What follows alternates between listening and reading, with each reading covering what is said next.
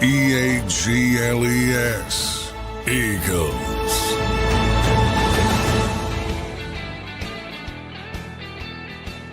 And welcome in, everybody, to a Football Friday edition of Birds 365 here on JAKIB Sports. I'm your host, Zander Krause. That's my co-host, John McMullen, coming to you live on the second day of 2026 as we prepare for week number 18 in the National Football League.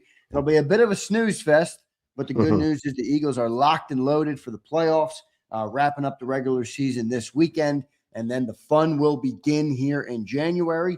Johnny Mac, how you doing on this Friday morning, my friend? Yeah, I got to get through that third preseason game. That's what it feels like. It feels like that kind of week before you get to the real stuff. But unfortunately, you don't have 90 players to pick from. So some guys are going to have to dress. Hopefully, won't have to play. But yeah, if you're into developmental pieces and trying to see the young guys, maybe it'll be exciting for you.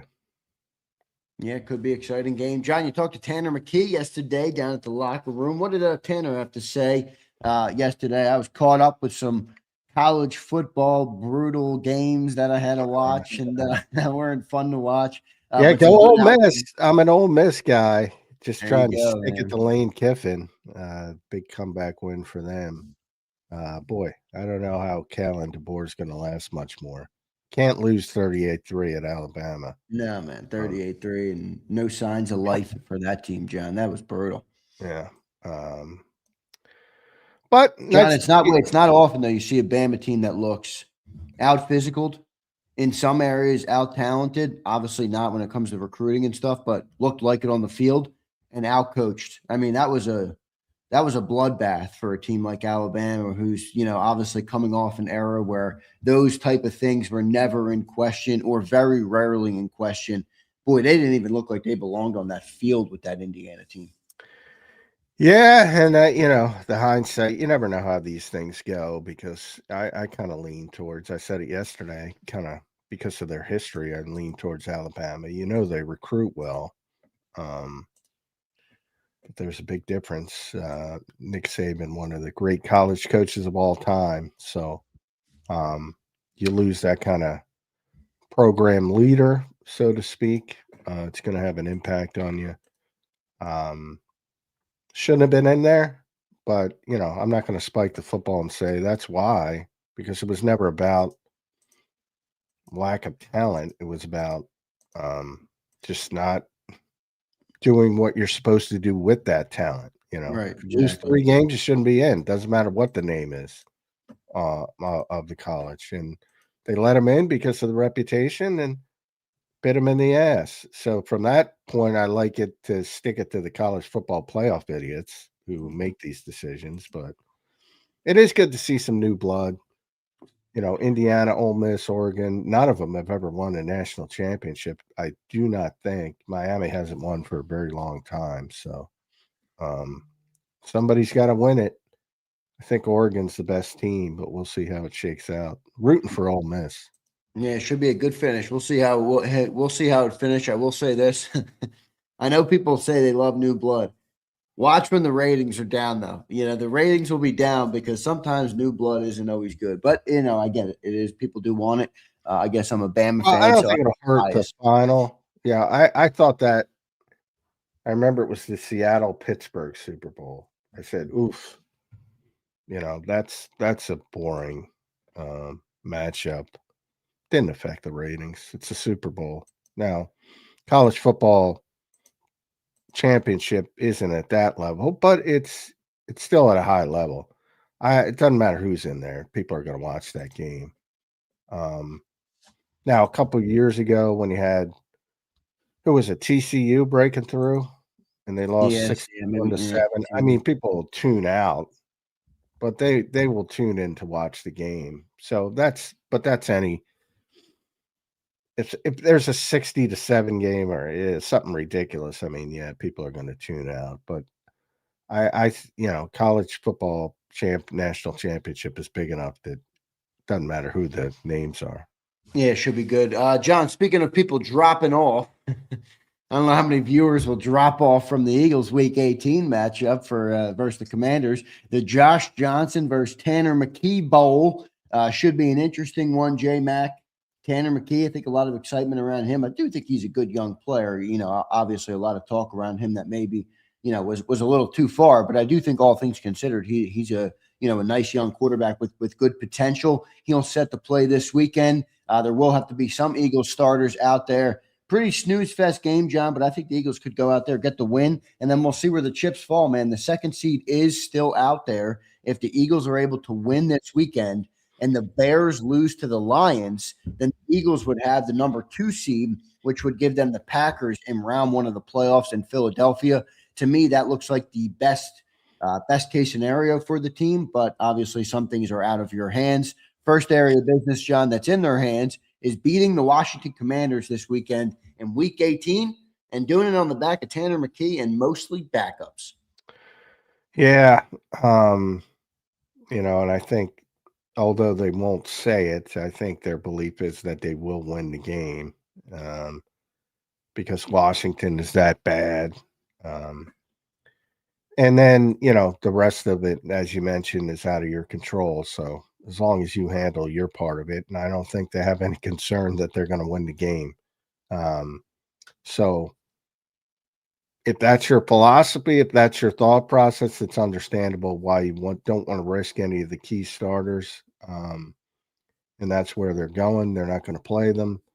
Some guys will have to dress because you have to dress a certain amount of players, but they won't play if everything goes according to plan. And the only way it's going to, and you're always going to have revisionist historians. If it goes wrong, and the only way it can go wrong is you win, Detroit wins and the Eagles lose. It's the only way it can go wrong. And if that happens, you'll have plenty of people piling on saying how stupid it was and this and that. But you can't make these decisions in hindsight. You have to do what you think is best in the moment. And I can't blame them after they went through in 2023, but I would scoreboard watch a little bit. I'd play the starters and part of it is offensively. I mean, they're coming off that disastrous second half. You want to get some good, feelings back for that offense, I would think. Some of that confidence you got playing Las Vegas and Washington originally, get some of that back with Washington again. That could help. The Packers are doing the same thing because the Packers are a 7 seed. They're locked in. They can't go anywhere, and they're going to play Clayton Thune, whatever his name is. Right. I mean, Jordan Love hasn't played in 3 weeks, and they stink. They could use some confidence building, but they're I actually don't think that's a great matchup for the Bears in the opening round for them if they got them. Yeah, I think the Bears could lose to anybody. I don't. Yeah, I mean remember that game in where they won. If Jordan Love doesn't go down in that game, that's a Packer win. Oh yeah, I think that divisional game. Obviously 2 divisional opponents there. I think that could be an interesting matchup. John, yesterday there were some Eagles players that kind of appeared on the injury report. Is that gamesmanship at this point? I don't want to accuse them of like faking injuries or anything, but you saw Marcus Epps pop up. I mean, can you kind of give us the insight on that from your perspective on managing that part of it in Week 18? Because it obviously is a part of it, but I think some people see some of the names that pop up on the injury report, Jalen Carter again, some other name, Marcus Epps, got checked and he went in a concussion protocol randomly on a Thursday, which I thought was weird. What's going on there, John, with the injuries? Well, you can't fake concussion protocols. Now, basically, I by that I mean you can't just say, "Hey, guys on the concussion protocol, you do the documentation, the background. They have to get, they have to go through independent neurologists and things of that nature. So that's not something you can fake other than if you want to you can fake report symptoms, and they're going to put you in the protocol. But I don't think Marcus Epps is the guy you're going to do that with. I think he woke up with a headache and reported it, and they checked him out, and he's in the protocol. Right. Now with other things, yeah, you can always come up. I mean, look at the rookie offensive lineman. They activated Cam Williams last day, so he'll play on Sunday. Before, if you remember, they started the practice windows of Miles Hinton and Willie Lampkin, two other rookie offensive linemen, never activated them, so they're back on. They're not hurt. They weren't hurt to begin with. Willie was. Willie got hurt with the Rams. But he came here and he was working back and he was healthy, and he's certainly not hurt now. Cam Williams hurt his shoulder. I did see him with a little sort of, it's not even a brace. It was more of a bandage type thing on his shoulder, but it's certainly not a season-long injury. And then Miles Hinton had a back injury.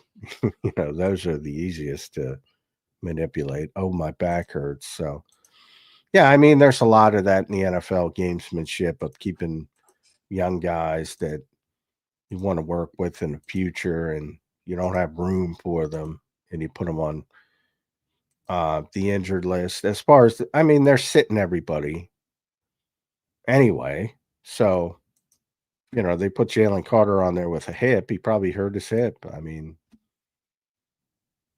going to sit him anyway. They don't need an injury designation to sit him. And he had the shoulders previously. You could lean on that. So I don't think in this instance it's any gamesmanship at all. Just one guy woke up with a headache, another guy's hip hurts, and he's not going to play anyway. So put it on the injury report. Yeah, the Jalen Carter one is what I was going to ask you about. Hip. I don't know what that. Well, I don't know what exactly that means. Obviously, could mean a whole lot of things, but the hip is an interesting thing to come down on an injury with. We will see what ends up happening there. John, what are you expecting to see in the Week 18 matchup? It's I like what you call it. What you call it? Preseason game number 3 or preseason game number 4, whatever it is. Mostly backups will be playing. What are you looking to watch in the game? I know I'm looking to watch Tanner McKee, Johnny Mac. Well, I think everybody's going to look at the style of the offense and how if it changes, and it will change. Do you think they'll try and call an offense to mitigate the noise coming out of it? Will they go vanilla, extra vanilla on purpose because they don't? Well, they want. I think they'll be vanilla. A, because they're always vanilla. B, because he doesn't have a ton of experience and doesn't get reps, significant reps. So last year, if you watch Week 18 last year, it was really simple stuff, and then as they started to repeat it in the second half, it started to slow down. So I think you're going to see a similar thing, but that's more because it's not only the quarterback. It's you're going to be playing. You're going to see a lot of Darius Cooper. You're going to see a lot of Tank Bigsby or Will Shipley. Yeah. You're going to see backup offensive linemen. You're going to see. I don't think there's any starters that are going to play on the offensive line, unless you're counting Fred. Fred's going to have to play, but he's only starting because Lane. So you're going to have all these different moving parts, and most of them aren't used to playing significant snaps. So it's not just the quarterback. So yeah, I think it'll be pretty scaled back. Generally is when you have backups out there and backup quarterbacks out there, and this is not only a backup quarterback, it's backup everything basically. Yeah, it's a backup team, no doubt, no doubt. So we'll see how it looks out there. The Tanner McKee Bowl. Tanner McKee versus Josh Johnson. this weekend, everybody. Sunday, I think the game is 4:25. I don't know why they put this game in the that window, but they did. So we're gonna have to go to the late, a little bit of a later game. It is what it is. We got Mike Gill in the green room set to join us here on Birds 365 today. Let's bring Mike Gill on now. You can follow him at Mike Gill Show. Listen to his show at 97.3 ESPN down the shore, and also on 97.5 The Fanatic here and there, and was on as recently as this Wednesday. Mike, what's going on, brother? How you doing on this Football Friday? Good to talk to you today. Yeah, I too do not like the 4:25 East Coast Sunday game, especially in Week 18 in a game that really has not a lot of meaning for one of the two teams involved. It's a eerie feel about the game. It's similar to playing a Saturday NFL game, which also is stupid. Doesn't feel right. Yeah. And they have Saturday games this week as well. I know. And they're both very meaningful. The two Saturday games are very meaningful. And I hate Saturday NFL games. Yeah, and really the Sunday games are not until Sunday nights. So it's weird. It is weird that they set it up that way. And that's part of the problem with the NFL now is they have so many different TV partners and they got to make them all happy.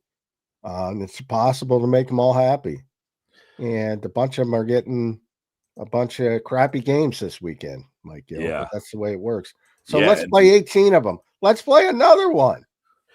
Well, and that's you see every year.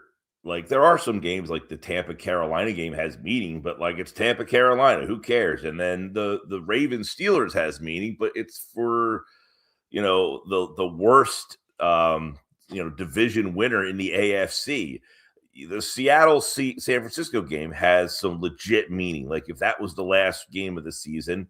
But again, this week is, if you're going to add another week to this, I agree. I'm not for, I didn't need a 17th week, an 18th week, I guess a 17th game. And I certainly don't need another one. These guys are dropping like flies. Most of these guys, they don't want to play, even though, for the Eagles, like the game has meaning, but they don't want the guys to get hurt. So them extending the season, the teams are saying, like, please don't do this to us because we can't get to the finish line the way we want to. Mike, I know that Bills game feels like a distant memory at this point, but we didn't have you on Wednesday. I want to get your feel on the team after that game. I mean, we're not going to see the starters this week, so the next time we see everybody out there will be in playoff football. So that'll do it for the regular season Philadelphia Eagles, at least the starters. What is your take on that team as we get ready for the playoffs now? We've talked about it all extensively all year. It doesn't feel like they fixed the problems, but they do keep winning a lot of football games, Mike, and they do have a vicious defense. What is your take on that Eagles team before we get into some of the weekend talk? Well, I mean, look, they're 17 weeks in. The offense isn't fixed. It's not getting fixed. It's not changing. It's not getting better. There's nothing that they can do. So to say, like, I need to see the starters play this week because it's like wanting to see them play a preseason game for the sake that they might look good in week one. You get that group of guys who are like, they need to have a good drive. I need to see a good drive in the preseason. And it's like, dude, you are so out of it with that take. That's not happening. They don't play preseason football, and them playing in week 18 is not going to change or fix this offense's issues. Some of the issues with this offense that could be fixed by this week is getting Lane Johnson back, letting Landon Dickerson sit a week, letting Jurgens not play, and hopefully those guys get healthy for this final 4-week stretch and play their best football. That's a big ask, though. You're just hoping that the offensive line all of a sudden clicks, gels, and starts jamming out here down the stretch. Because if that does not happen, it is going to be painful to watch this team play offense, and you're going to need to rely on your defense like they have in the Buffalo game and most of this season. Mike, it's painful, but I was saying on the postgame show, like, and I don't know, maybe it was too soon to say it, but offense is ugly. But Mike, if you can beat Buffalo in Buffalo with 0 completions and 16 yards of offense in the second half, I feel like you can beat any team in the NFL as ugly as the offense is. Do you believe they can win 4 playoff games one being the Super Bowl, with this style of offense, or are they going to get got? Do I believe they can? Yes. I mean, am I telling you that's they're the number one favorite clearly? No, I don't think there is that answer. If you said who's the best team, I don't think there's an answer. There is no definitive answer to give it to that question. So yes, Philadelphia can win 4 because look, we know they can pull a game out of the hat anytime, right? And if their defense, like we were talking about this the other day, the Eagles defense over the years has been the strong suit of the team back to the Andy days.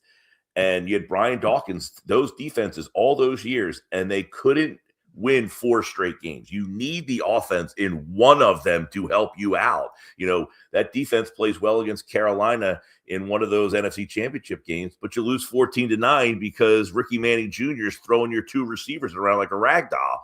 You got to have the other side at least once in a 4-week span. You're not going to keep these teams, you know, under 14 points every single week because now you're to the point where you're playing a good team for 4 straight weeks. You're not getting Vegas. You're not getting Washington. So your offense is going to have to help you out. But do they have it in them? Certainly they do. We've seen it at random times, never consistently.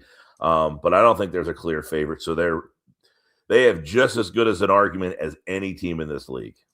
Who do you think's a better matchup? Sorry, John. The Rams or the Niners? Let's just assume they get the 3. I know they could get the 2. I think the Packers are the best matchup. Rams, Niners, Mike. Who's a tougher matchup for you?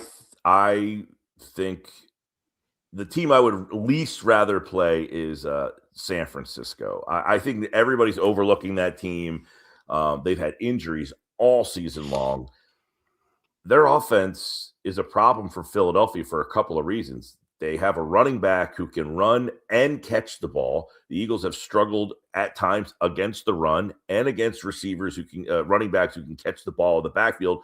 He happens to be the best in the league at that. They also have a tight end who is highly difficult to cover.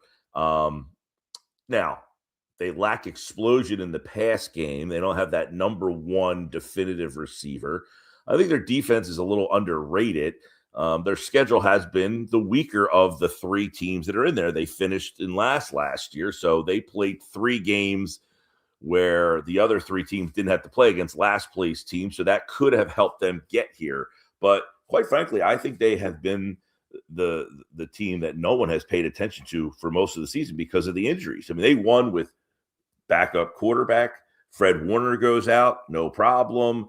You got guys that they won the other night. No Kittle. They put up 42 points. Kittle didn't play against the Bears. Eagles couldn't do that against the Bears. The Bears ran the ball down their throat. Now, they scored a lot of points on San Francisco's defense. I think San Francisco's defense is a question mark. But I think everybody's looking at the Rams. The Eagles, there's a reason the Eagles always beat the Rams. Now, that last game, obviously the Rams should have won that game. But their defense is smaller. They have a smallish type of defense. And that's a game where I do think Philly could run the ball against the Rams. That's one team I think they could have some success running the ball. Seattle's interesting. Now, there's not a lot of scenarios where you would play Seattle unless they jumped up to that, I don't think you could play Seattle in the first round, right? No, you can't. No, right. They can only be 5th.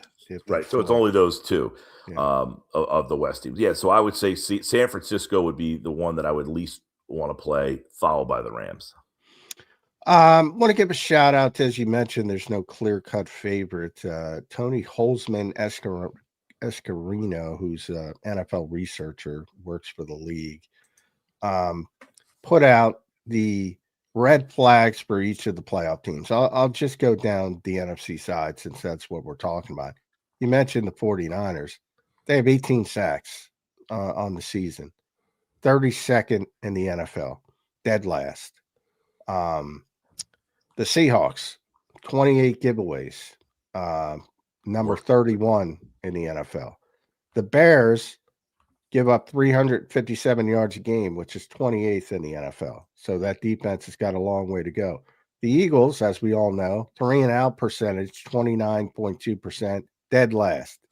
The Rams have allowed almost 30 points per game since week 13, which is bottom 5 in the league. The Packers have gotten 23 points off takeaways, never take advantage of that. That's 31st in the league. The Panthers have a minus 67 point differential. The Bucks are 1-7 since week 10. Those are the playoff potential, and obviously Panthers or Bucks. Mike, they're not good, any of them. No, everybody here has a flaw, and the Eagles' flaw, as you mentioned, is dead last in the league. I think of all those flaws, they're the only one, and the Niners, who have 18 sacks, are also the worst. And it's funny because I thought those two teams are the two best in the league, but they have the two worst flaws. The one thing, and that's one of the things about the Rams in the last 5 weeks of the season here, they lost to Atlanta and Carolina. I mean, at some point, you're just not as good as you think you are or as everybody else thinks you are. And I know there's a lot of Eagles fans who thinks this Rams team is like the one that you want to avoid at all costs. I think that Rams team is just okay. They're a good team. But Stafford. Well, my only concern there, Mike, is Devontae Adams is coming back for the playoffs. He's coming back. Yes. Yeah. Stafford had that back injury back in training camp that some people were concerning whether he would play at all this year. Well, the last couple of times I've seen him play, it looks like he shouldn't be playing. He's been rough the last couple of times. Now, I don't, look at him and think he's a problem. But that stat that you just read about their defense, that's the stat that I was insinuating when talking about the Eagles is their defense is smaller, and I think the Eagles have success running the ball against that team because it's a smaller – their big thing is they get pressure because they have these small edge rushers. And the Eagles generally, in the past, you would say if the team's strength is their pass rush, you feel good about Philadelphia because their offensive line can kind of negate that. And this year, the problem has been in the run game. They just cannot push people off the line of scrimmage and get any space for Saquon Barkley. But against the Rams, I think that they could get some success there. Mike, the defense has been so good. I've been saying to John all week, when you talk about a playoff team that has a bad defense, the Niners, the Bears defense isn't very good. That to me I don't think that matches up well for the Eagles because we don't take advantage of bad defenses. Our offense doesn't score a lot of points. We scored 15 points versus the Bears, as you pointed out earlier. We didn't put up 40 like the 49ers did. Nope. And I think that's going to be a big thing. How much do you think this defense, will be able to hold some of these better offenses? I mean, they've only given up 14.5 points a game, like since week 10. I think you feel confident about him, but since that's Jaylen a big Phillips weight to carry, arrived, by the way. Since Jaylen Phillips arrived. Right. Well, yeah, listen, I mean, I don't know where we put Detroit's offense. They held them to 7. The Green Bay offense, they played them. What was that score? 10-7, 10-6. So the better offense that nobody's really had. I mean, the Bears were the one team that kind of came in here and pushed you around on that Black Friday. And Dallas, had the game the week before.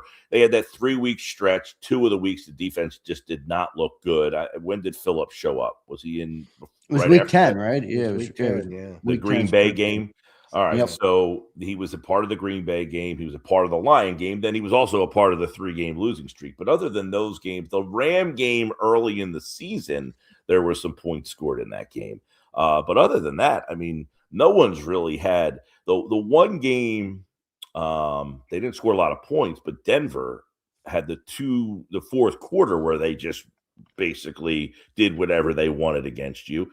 But there's not. I was thinking about this today, and I'm going to be hosting afternoons today on the Fanatic, so you might hear some of these topics. That one topic, John, that you threw at me is on my list. I was trying to think about last night and when I woke up this morning, other than that blocked field goal,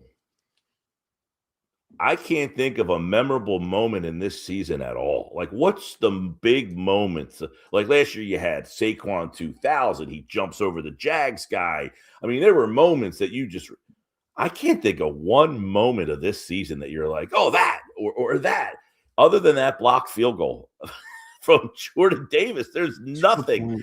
So nothing stands out about this team other than they just play really good, sound defense. They tackle, they do things that don't get a lot of the headlines, because offensively, if I was to say, who's the MVP of their offense this year?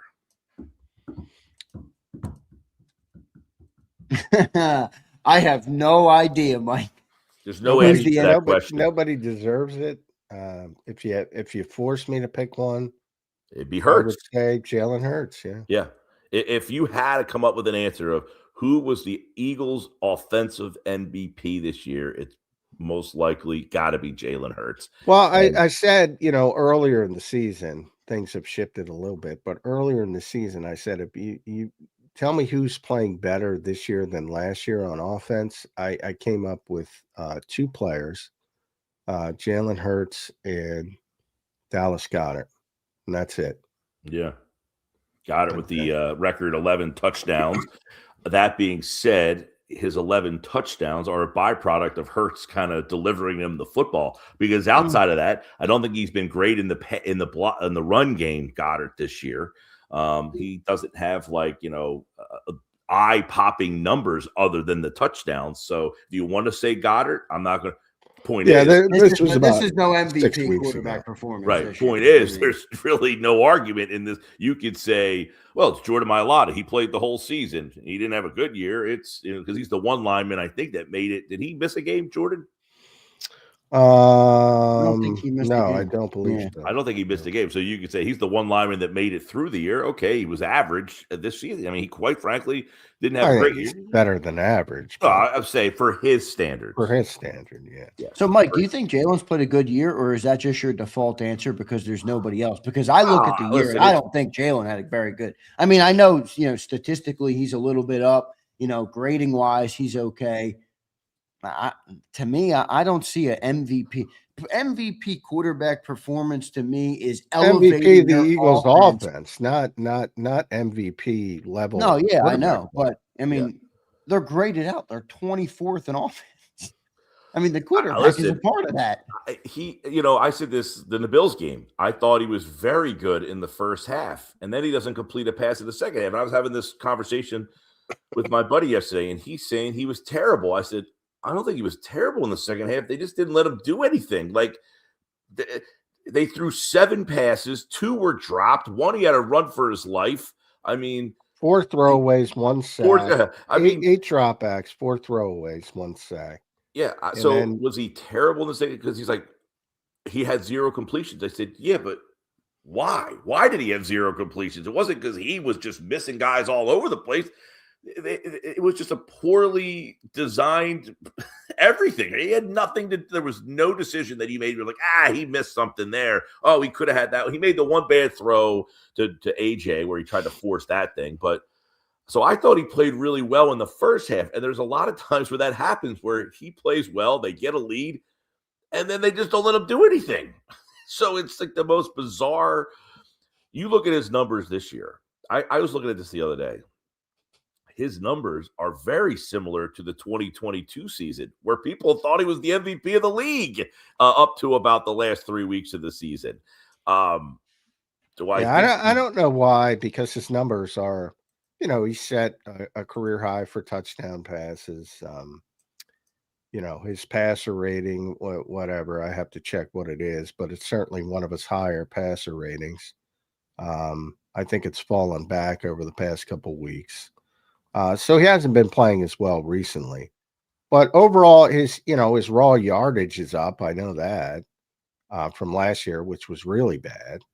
And again, he's got 25 touchdown passes, which is a career high.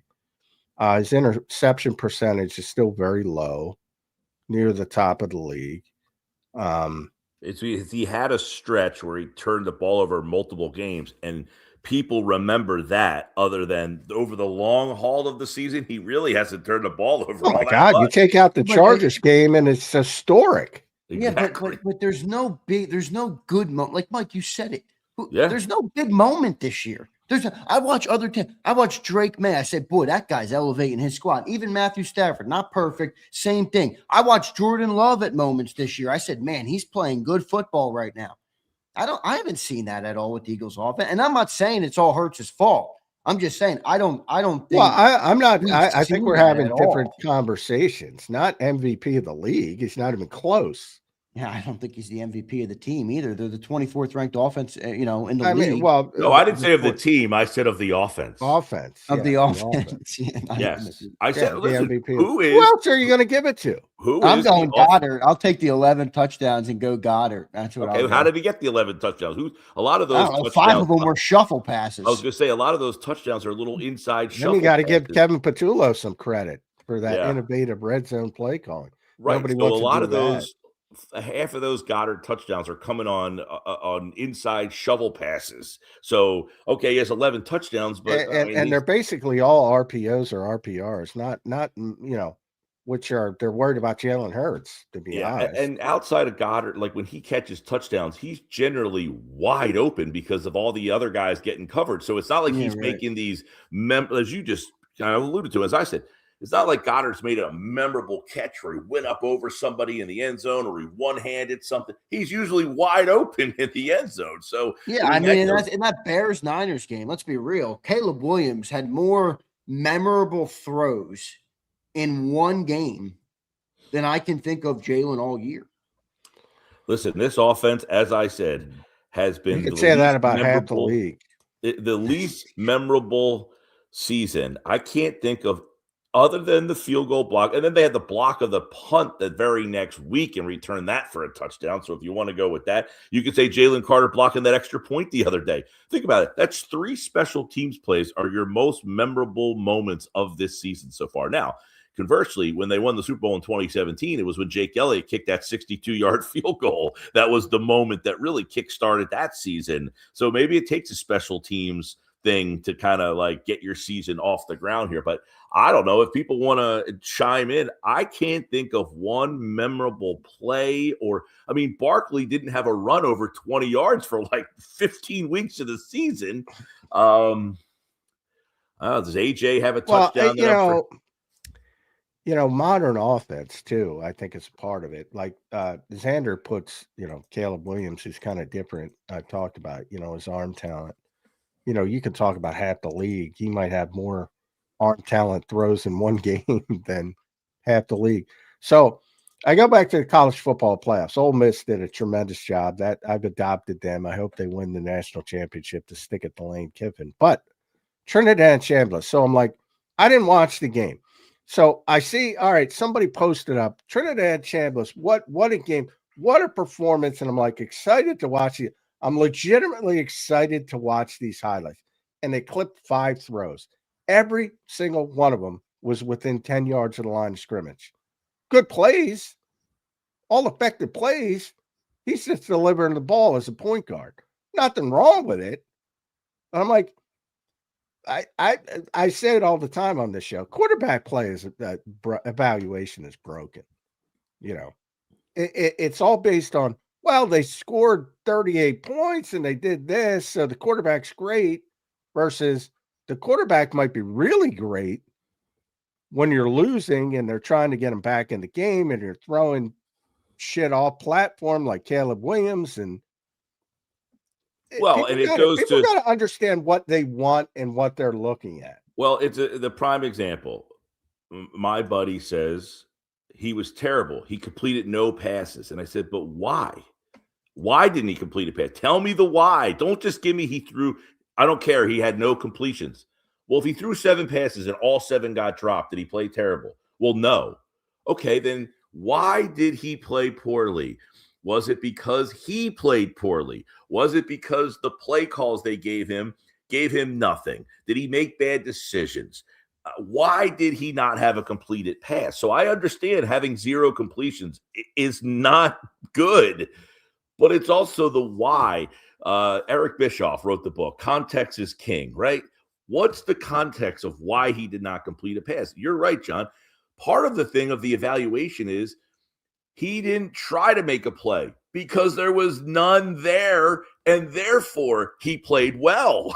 I mean, because he made the decision to not – the coaches gave him nothing, and he took nothing, basically. Yeah. Well, those Andy Reid, somebody put up Andy Reid's quarterback sort of list.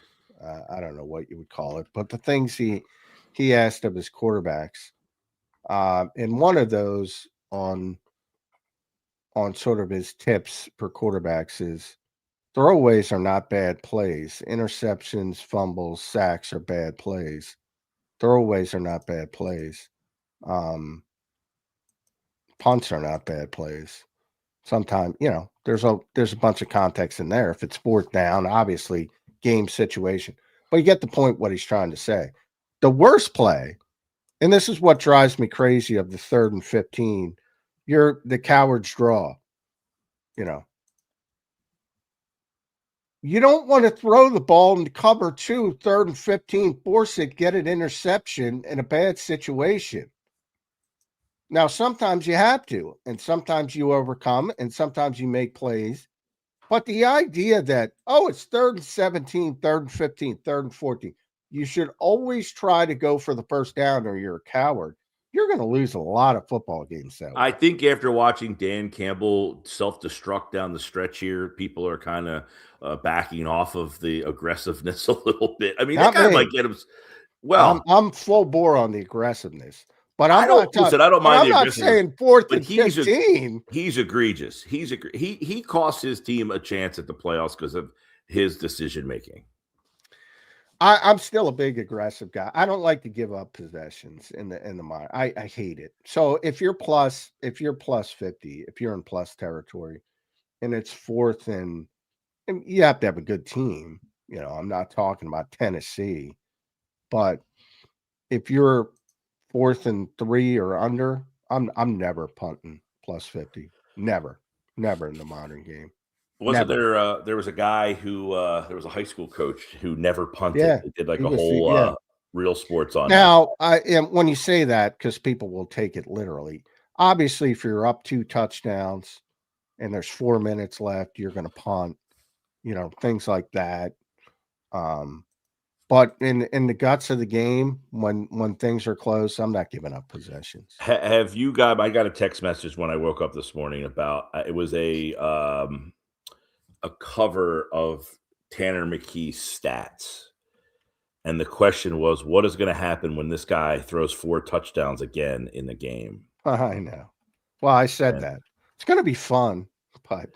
It's going to happen. He's going to come out there. He's going to rip it all over the place, and he's going to play outstanding and throw it just like last year. I was at that game. They ran tight end drag for the whole first half just to get Dallas Goedert some touches because he had not played, and they wanted to get him involved. So they ran some safe tight end drags, and he hit them, and he had a monster game. And it's going to be the same thing. They're going to keep it very safe, very simple, and he is a guy that could just bang, bang, bang, bang. Get the ball out quickly, and it's going to be a fun week for everybody watching after that game because he is going to light it up. Potentially. It's a bad team, obviously. Probably kept checked out to a certain degree. And as you pointed out, everything's going to be simplified. And last year, that's what happened, week 18. The first half was great. The second half, as they started repeating stuff, it got more bogged down and more difficult. But I do think you're going to see that it's going to be a small minority, obviously. But if he throws for 280 and 3 touchdowns, you're going to hear, the offense looks different. Yep. There's no way to avoid that. No way to avoid it, right? Just play Sam Howell against his former team. He might play Sam Howell. That might be a better route. But you can't care about that. I mean, and to their credit, I don't think the coaches give a shit about that. But you are going to have that conversation. And is it that relevant? I don't think so, but. No, I mean, it certainly will be noise. It will be drummed up by, people who just are not believers that hurts. And again, it goes back to, I don't know what they really wanted the guy to do last week in that second half. Like last week, I agree with you. Yeah, I mean, you rewatch that second half. There's nothing for him to do. I mean, nothing. Nothing. No. And I said, look, he was really good in the first half, but it was weird because I thought offensively, they played well in the first half, but you only end up with 13 points in the game. Now you end up with 2 stalled drives. Remember, they had the short field from the fumble too. I mean, that, you could make an argument. The play they get the stop on the 1 yard line, great defensive stop there. I hate, the first down play, they push to get some room, and then they basically do a modified push on second down. You basically gave up the whole thing just to give them the ball back. Like, that was a complete throwaway waste of a series. And then the whole second half was like that. It was just, I don't know what the heck. But we were talking about this the other day of like Sirianni, and John, you talk about this a lot, but he looks for so many competitive advantage. Like he goes over the top looking for competitive advantages. And I don't know that it's out of the realm to say that this guy just doesn't want to show anything. He's like, we're up 13-0. That's it. Don't show anything else. Our defense is fine. They ain't scoring on us. I don't want you showing anything else that might get on tape. Like, I feel like the competitive advantage that guy seeks is like over the top sometimes. Well, I think he's over the top with it, but I don't think that happened in that game. I just think that, when the Eagles don't get a first down, it's brutal. And they won four drives without a first down. And then I think, when they're such a weird team because it was, as we said, 29.2% 3-and-outs, worse than the NFL.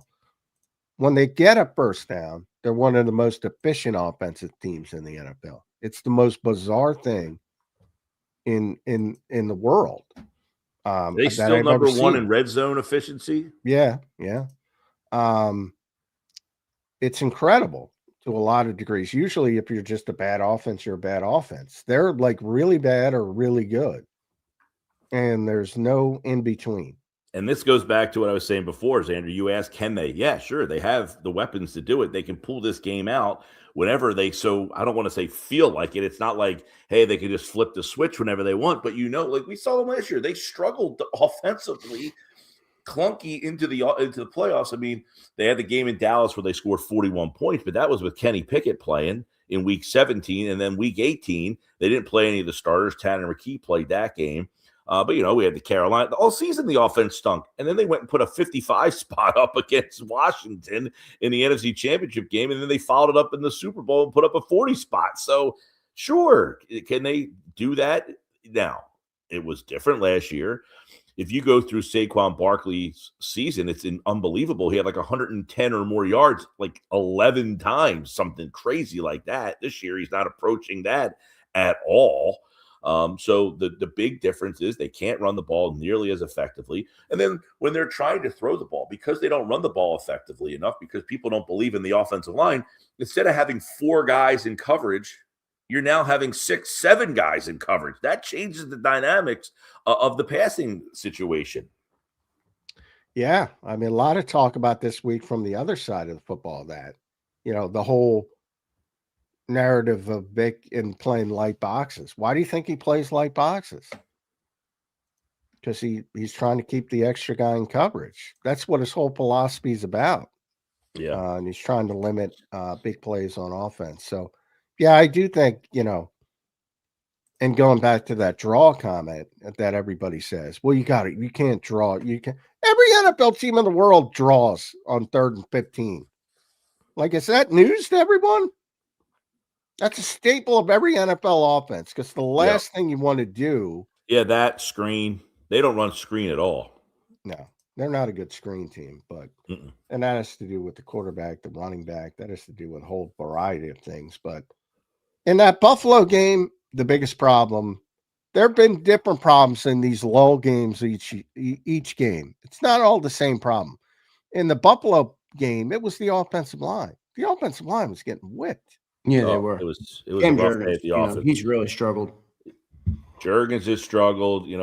Steen, like, he just doesn't get any push. Like, he just basically in a run block, he run blocks, and it's like a standstill. It's like a sumo wrestling match. Ironically, they use that sumo wrestling, but he doesn't get any push, so there's never a hole to clear out. He's holding his man and kind of just like they're not going anywhere. So he doesn't get the push that Becton used to get.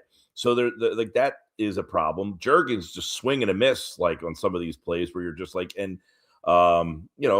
Dickerson, not the same player, not getting the same push.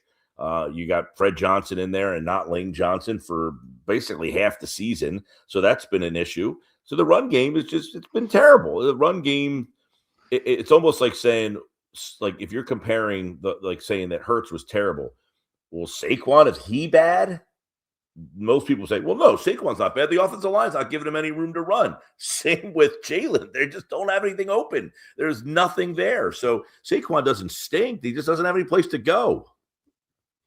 Yeah. Well, if that's the case, then somebody's committing a crime when you have this much offensive talent. I mean, I'm sorry. I know John said it earlier, this year, hey, maybe they're not as talented as we think. I just can't buy that. I mean, you got A.J. Brown, Devontae Smith, Dallas Goedert, Saquon Barkley, Jalen Hurts on the field, and you can't get – you got 16 yards of offense? What are we doing here? After every one of these games, I say to myself, if I'm Kevin Matula, I go and look at myself in the mirror and say, my God, how can I not figure this out?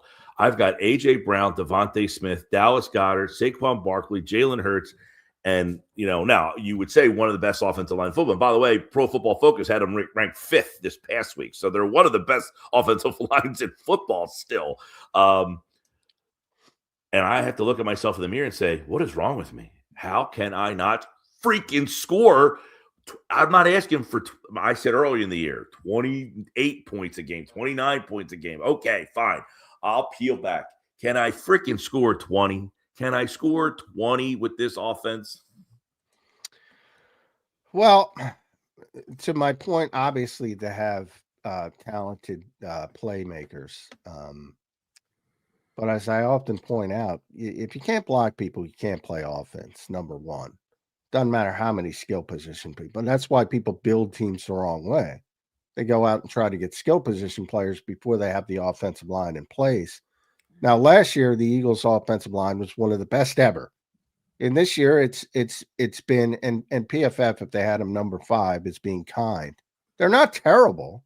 They're still in the top, certainly top half of the league, but they're not playing nearly what they played like last year, which was an historic level. So that's number one, I would say, the pushback there. And then, there is some, is A.J. Brown a top 5 receiver this year? He's not. Is Devontae Smith? Could he be? Yeah. I don't know, but he's not. He's top 5 in the last 5 or 6 weeks, whatever it was, since he started getting his 100-yard games. Is he better than the best? Is he better than JSN? Is he better than Yeah, but receivers are a product of their offense. If the Cowboys traded for A.J. Brown this summer instead of George Pickens, how many yards and how many receptions and would A.J. Brown be a top 5 receiver? My answer is a resounding yes. Now, if you're not, if you're in, that's fine. It's a difference of opinion, but I don't think I do not think A.J. Brown has played the same as he's played in the first 3 years that he's with the Philadelphia Eagles. Forget about the other guys because nobody wants to admit that, Puka's having a better year or even George Pickens is having a better, whatever. I get that because they want to protect their players. Well, I think people are admitting that they're having a better year. The question is, why can't our guy have? Well, why can't that? And the point is, okay, he's not playing the way he played in his first, his second, or his third year as an Eagle. Still at a high level, but he's not playing at the level he was. And they want to blame it on Kevin Patula, which is fine. Wherever you want to place the blame, I'm telling you, there's a whole dearth of these guys, 9 on offense at least, probably 10, and maybe 11, as you point out, from the perspective of Dallas Goedert and the blocking, because he's gone backwards as a blocker. These guys have gone backward as a group. Well, if I even agree with that comment, and I do to some extent, I think AJ has, listen, he's getting older. He's taking a step back. I don't think he's one of these receivers like Julio Jones who goes from. No, I said he hasn't played to the level he's played in the past Right. with the Philadelphia Eagles. What I was going to, but my point is, even if he's taken a little bit of a step back and not played to the level, he's still very good. And then Devontae Smith is a freaking stud. You've got a stud over there. And they don't know what to do with him. They don't know how to use him. They don't know the game that AJ didn't play. And I'm not the guy saying get rid of AJ because blah, blah, blah. He was open all day and had free room to run. He was all open all over the place. And it was like, oh, look how free and easy this looks for Devontae. That guy there could be a 1,500-yard receiver if you just let him. I just think that Eagles fans just think everybody's the greatest, and that's just the way it is. I mean, John, it's a tougher hurdle for people to admit that A.J. Brown, Devontae Smith, and Goddard and Saquon have all fallen off a cliff than it is to look at the offense. Well, the one who has producing the one who has legitimately fallen off a cliff, and is Saquon, and that's because the mountain was so high. Number one, he was never going to reach that. But I just think if you look around the league and you look at, especially at receiver, and I use receiver because there's so many good fucking receivers in this league. It's ridiculous. Because if you go to how youth football is now, all they play is 7-on-7. So you got a bunch of wide receivers that are ready to hit the ground running. There's so many, from Puka and JSN and Amon St. Jamar Chase, Jefferson, Drake London. I'm looking at the list. Diggs, if he can get out of jail for this weekend. Nico Collins.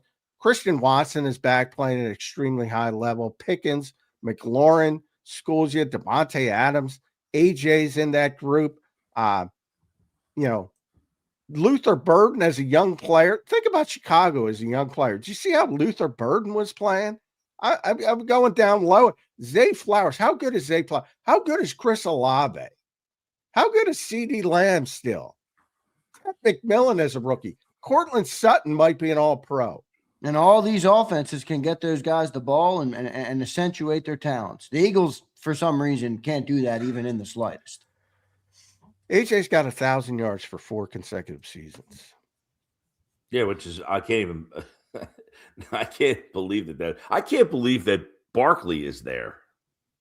I know because it's not that hard. I mean, right? The last 60-something yards a game. If you're healthy, the last couple of weeks he's gotten going a little bit here. That's helped him get there. But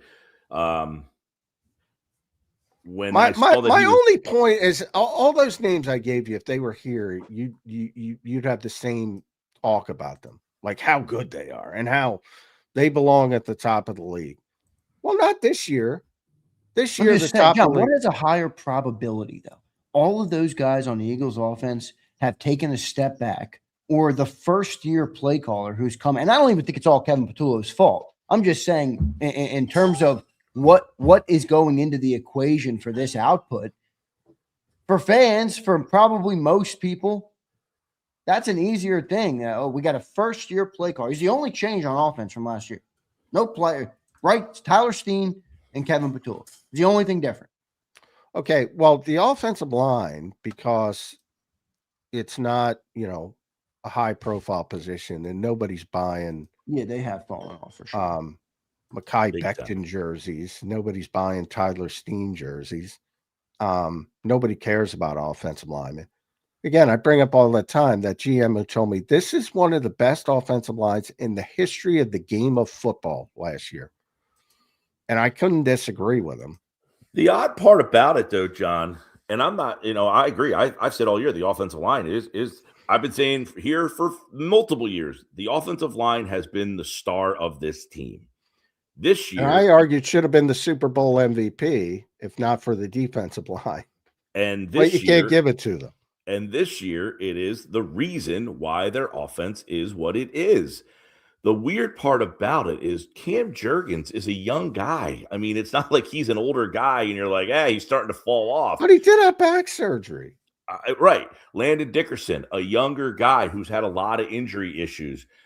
These guys aren't at the end of their careers here. So you're wondering, like, man, how did those two guys who had been such, Jurgens built himself to a Pro Bowl player. This year he has no business being in the Pro Bowl, but last year he did have it. And now he's got it on reputation. But the reputation he built was because he was really good. How has he and Dickerson and Mailata all have fallen off so precipitously this year is wild. Well, I don't put Jordan in that category. I mean, those guys have fallen off because of injuries, by the way. I think it's clear they've fallen off because but we would all agree that Jordan is not. He has not had the same year he had last year. But again, you talk about PFF had him ranked as the #1 player in football, regardless of position. So again, when we talk about historic nature, how do you follow that up? It's the same with Saquon at 2,000 yards. How do you follow that up? You don't. Well, your best hope, if you're an Eagles fan right now, would be that this week off does everybody a bill of health, and you come back with guys feeling fresh and nice and ready to go and go, hey, give me your best 4 weeks that you got because, hey, if we really want to do this, we need to make you the star of the team again. Yeah, no doubt. Mike, appreciate you joining in today, brother. I know you got 97.5. What time are you on today, man? I'll have the people tune in for 97.5. I am on 2 to 6. I will be I'll be on NBC Philadelphia and on the radio. So from 2 to 6 today. Love it. Nice. Mike Gill, good stuff, man. Make sure everybody goes and follows Mike at Mike Gill Show on all the platforms. Appreciate all your time, Mike. We will dissect this team through the playoffs. We'll see what they do, brother. Appreciate you for doing it today. All right, everybody. See you. Thanks, Mike Gill, joining us right here on Birds 365. Good conversation. Always good talking to Mike, Johnny Mac. Always bring some good context to the conversation. Boy, this offensive talk, John, it's never going to end, man. It's never. No, it's not. Well, and then the second part, which I should have brought up, and we can talk about it, but should have got it to Mike, is the contracts. I mean, that plays into it as well.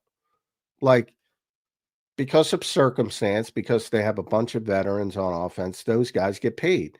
And the guys on defense who are actually performing at a higher level aren't getting paid because they're younger in their careers. But if you ignored the reputation and said, well, who are the best players on the Philadelphia Eagles this year? It's going to be very heavily defensive tilted. Defense, yeah. I agree with that for sure. But from a reputation standpoint, it's offense. But from an actual performance standpoint, it's defense. Yeah. Well, the other part of it is, John, like, even looking at, historical data and drop-offs in players, like A.J. Brown's not 32. You know what I mean? And I'm not saying you're wrong that maybe he's not the same player, because I've noticed it too. I mean, I don't think he looks as explosive. I do think he's aged a little bit, but Devontae Smith's 26 years old. A.J. Brown's 28 years old. Jalen Hurts is 27 years old. Saquon Barkley, maybe, he's a little older because of the running back timeline. But 5% drop-off, 10% drop-off, yeah. The level of drop-off, at least it feels like we're seeing to the eye, does feel bigger than it should be, Maybe I'm out of line, but that's what it feels like to me. Well, it depends, in those 3-and-out situations, yes, which is 29.2% of the time. It looks like a freaking disaster area. But literally, that's 70% of the time. It's pretty fucking efficient. And I can't explain it. But, I mean, again, 12th in EPA this week per play. 12th in the NFL. #1 in red zone, 10th and 4th down. It's not a shit show. It's a shit show when they don't get that first down. And I can't explain it. I think part of it is conservativeness. Part of it is, part of it is an inability to get the quarterback layups, and maybe that's on the quarterback. You know, maybe we'll see that with Tanner McKee. Maybe it changes. I don't know.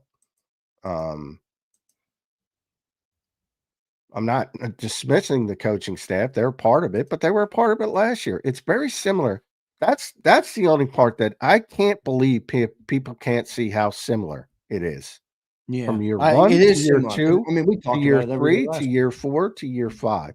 It is frustratingly similar.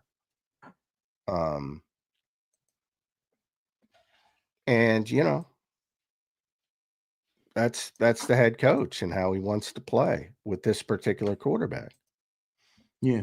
I mean, the only thing I'd say is like there is the general knowledge, John, just assuming that, and not even talking about the people listening to this show right now, the general Eagle fan out there who doesn't have the level of understanding and knowing that you have, who doesn't, focus or talk about or consume everything that happens with this team as much as you or I do, or even everybody in this chat does. They look at the offense and they're like, well, one thing changed. You got a new play caller. Everything else is the same. And they go right to that. Doesn't mean they're right. I'm just saying, I think you're fighting an uphill battle where, Well, I know I'm fighting an consensus uphill battle, but yeah. the battle here is to educate people as much as possible and give them all the context as much as possible. It's easy to pick the low-hanging fruit. Yeah, they say, oh, well, the one change, and then if you change Kevin Patullo, it turns out better. The worst thing you can do is change in season. And then if you go in the off season, and you'll hear Jalen Hurts, and he said it again this week, about how many changes an offensive coordinator and play callers he's brought up, and he's better equipped to deal with it, and yada, yada, yada. But he doesn't like it. And the first thing, this has never been a high-octane offense in this era. But the perception is it has been. And you look at, well, they scored 55 points in the NFC Championship game. Okay. They got 106 passing yards against the Carolina Panthers. They had less than 157 times or whatever it was. The idea that it was at the top of the league is just incorrect. Was it more efficient? Yes, because they ran the ball efficiently. This year, they can't run the ball efficiently. And that's the answer. Now, how do you fix it? Well, if they fix it, you'll see it. They're trying to fix it. But right now, they can't run the football. And certainly in Buffalo, the reason was guys were missing blocks left and right. Yeah, which was true. You think they'll find another gear in the playoffs, John, with this offense, or do you think it will look how most of their wins look? I think it'll look like most of their wins look. And even the Super Bowl. Look, that was defensive driven, guys. Yeah, I know. I've said that. Boy, I said that a couple of weeks ago, John, on after the show when you left. I'm talking about it. Boy, the level of backlash I got. I said the Super Bowl to me will be remembered more as a Vic Fangio, and defensive performance. Think 10 years time. Think 10 years time when people look back at that Super Bowl. That's how I think people will look at it. How could it not be? Well, people just take it as disrespect to Jaylen. I mean, that's all. It's like people are weird about that, disrespecting Jalen Hurts because I said the defense was amazing in the Super Bowl. I don't know how that computes, but that's how people do it. John, we got a couple super chats we'll read, and then we will prepare everybody for Week 18. It's a necessary evil in the world, everybody. We on Birds 365. We'll prepare you. Let me rattle off a couple names I'm thinking about before I go to my super chats. Tanner McKee, Tank Bigsby, Darius Cooper, Jahan Dotson, Drew Kendall. Will Drew Kendall play? Cam Williams, Jahad Campbell, Trotter Jr., Ty Robinson, Mac McWilliams, Michael Carter. Anybody else I'm missing that might be worth watching this weekend or that people will be looking for? Let's see what happens. Here's the super chats. Charles Menifee, what's up, brother? Is there an analogy for this team in history? That's a good question for Johnny Mac. Yeah, there's teams that have won. with defense. It's last year's team won with defense, as we mentioned in the Super Bowl. Yeah, there were a lot of teams like this in a different era. In the modern game, it's pretty rare. It's pretty rare. Last year, they were rare. But, that this used to be how football was played more than the other way than the high-flying offensive stuff. So if you want to go back far enough, there's plenty of examples. But in the modern game, it's pretty rare. Menifee, appreciate the super, brother. Here's Menifee again. Menifee, thanks for the 2 supers today. The O-line is a major problem. Watch the Lions without good line play. That negates all those skills. Then add procedural issues to declining line play. I think that's a fair take. That will never change. It doesn't matter how many skill position players you have if you don't have an offense. Yeah, but the thing is, John, like, have they been as bad? Because here's the thing. The offensive line has not been great. And they have not been anywhere close to what they were last year. As you point out consistently on the show, they were historic last year, as one NFL GM put it, maybe one of the best of all time. Have they been that bad? Have they been as bad? And that's what I mean. Like, all right, they're not great. Okay, fine.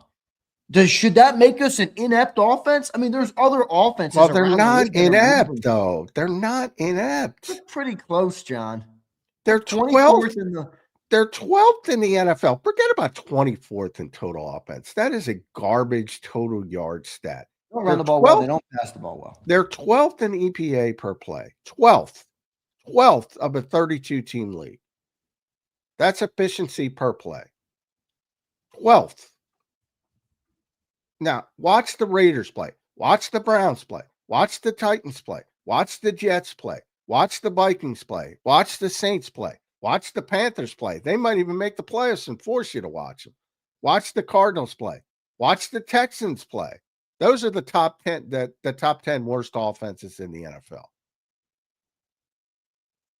There's a lot of garbage offenses. The Chargers, who have a great quarterback but no offensive line. Dismal season. Tampa Bay, dismal season. Baker's been awful. Atlanta's only gotten better when they start playing the veteran quarterback. Cincinnati's only good when Burrow's out there, and they were a disaster. The Giants are a disaster. The Dolphins are a disaster. The Commanders.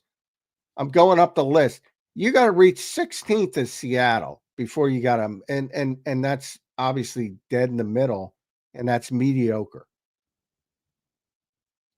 You got to go all the way up to Seattle before you even get a modicum of some half-decent offenses.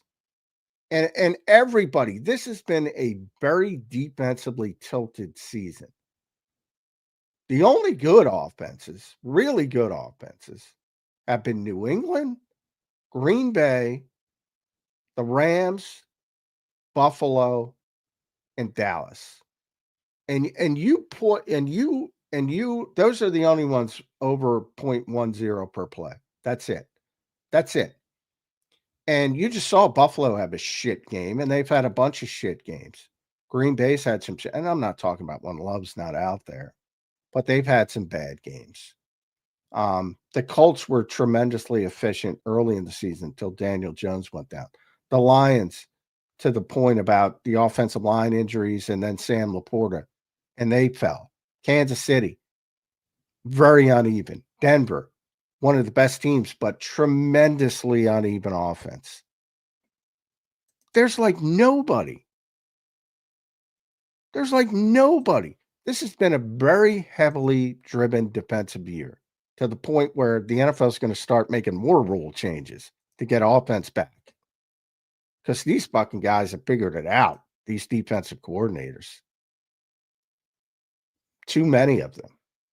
And every once in a while you get a San Francisco-Chicago game, and they go, why can't it be like that? Which is fine, because you have those games. And maybe the Eagles' ceiling isn't those games for those teams. I think that's fair to say. But to act like those teams do that consistently week in and week out is just a fallacy. It doesn't exist. People are taking one good performance and saying, why can't they be like that? when all these teams have warts, all of them, but they're 12th in EPA per play. 12th. And that's the stat that Ben, forget about me. That's the stat Ben Johnson. That's what it means. Blah, blah, blah. EPA. They're 12th in a 32-team league. It is a shit show out there. Get on. I know you have NFL Game Pass, Andrew. Get on there and watch some of these fucking games. I watch a lot of them. I do. It is ugly. And some of these defenses, Houston's not a good offense. Philadelphia, Houston's great defense. They're not a good offense. Defense. Yeah. Watch Houston's defense. You don't even have to go far. You can watch Vic's defense. Some of these defensive coordinators, man. Flores, I talk about all the time. Look at that Christian. He won a game with 3 passing yards by 13 points. They won a game with 3 passing yards, and they won it by 13 points. It's insane. Kind of feels like that's our formula. I know our defense is great. One more super chat here. He's Dirty D. What's up, Dirty D? Xander, the people that get mad at you for saying that about the Super Bowl are the same people that take their kids to a Somali daycare learning center. Did you spell learning correctly, at least? I don't think he did, no. Leering? He did it on purpose then. Yeah, leering. But, yeah, I mean, yeah, the defense didn't let him pass the 50-yard line on 8 consecutive drives. I mean, why would an Eagles fan be upset by pointing that out? That is one of the greatest defensive performances in Super Bowl history against one of the greatest quarterbacks who ever lived and one of the greatest coaches who ever lived. And they didn't allow him to pass the 50-yard line until the game was over. That's crazy, man. That's what an unbelievable defensive performance that game was. That season was, but that game especially. Yeah, I don't know why any Eagles fan in the world would be upset by that, because there may never be another defensive performance like that in the Super Bowl, ever. Like, why would you not shout that from the rooftop? Well, because everybody's got, everybody loves the quarterback, so it is. Well, don't they love the defense? Now, I do. I said that. I mean, John, I had people making videos. Xander's a Jalen Hurts hater because he said that the Super Bowl was a defensive game. I'm like, I don't know what to tell you, man. I got a bridge to sell you in Brooklyn because that was a defensive game. I mean, Cooper DeJean had a pick 6 in the first half. Remember, Jaylen had an interception in the first half too. That defense was suffocating that Chiefs offense, no doubt about it. But all right, that's hindsight. One more super chat, and then we will get to some preview for Week 18 in the last 30 minutes of the show today. Old Eagles checking in. While people fans are yelling Tanner time, like Bonds is stepping up to the plate, Week 18 is going to host 8 backup quarterbacks. Monday is going to be brutal. Yeah, that's a John McMullen comment there. Wow, we're comparing Tanner to Barry Bonds coming up to the plate. Yeah, sadly, there are some people like that, but yeah, I mean, yeah, that it's going to be ugly football this weekend. So good luck getting through it. The Eagles will probably be better than most because Tanner, I think, can play a little bit. But the Josh Johnsons and Clayton Tunes of the world, good luck. Tough watch. Very tough watch. Tough watch. John, and then you look at the college football playoff, and, as much as I love college ball, I don't know how much quarterback play is going to get better in the next decade. Yeah, it's brutal. Yeah, these guys better figure it out, man. Did you like Mendoza at all? Well, I didn't see much of the game, but I'm sure he played well since it was 38-3. But yeah, he played solid. I don't see him as a top pick talent wise. I mean, doesn't mean he can't play the position. half of the battle is playing the position, learning how to play the position.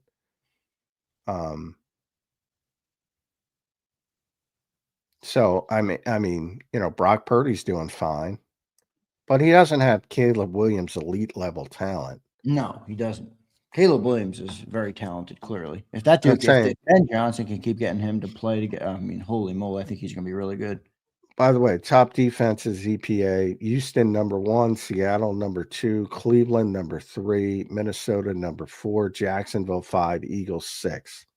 So Eagles have the 6th best by advanced metrics, the best advanced metric we have, the 6th best defense and the 12th best offense. They might be as well-rounded as anybody. Everything's contextual. They're not as good as they were last year. Man, that EPA per play thing, I mean, is there a chance you're putting too much stock in that? Well, sure. But it's a lot better than total yards, I'll tell you Yeah, that. that's fair. That's fine. But I just feel like the eye test, the output, everything well, about but the point not. is, if like they're 12th in offense, so the only if you're going to go 13th is Baltimore, they have not had a good year. 14th is Jacksonville. Now, people will say they're better because they have the record. Trevor Lawrence has taken a step forward, but I think if you look at them, it's not as good as you think it might be. That's why they're trying to get Jacoby Myers and blah, blah, blah. Pittsburgh with Aaron Rodgers. Seattle is better, but they turned the football over. That's their problem. And then you get to the real shit stains. And there's no doubt.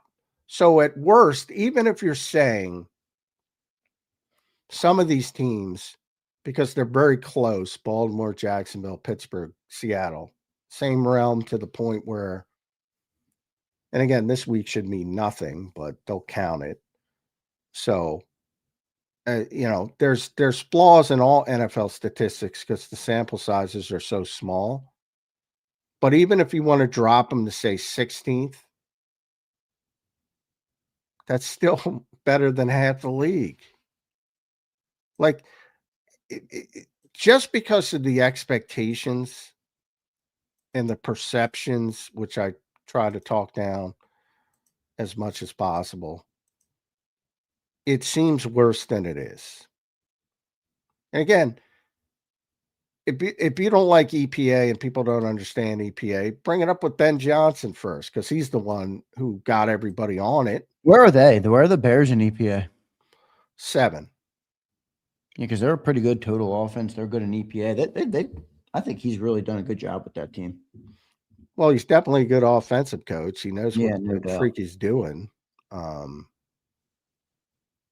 Now, he says even more from his perspective, EPA per pass is even more valuable for him because he's of the belief that the passing game is right. Passing important. Offense. Yeah, right.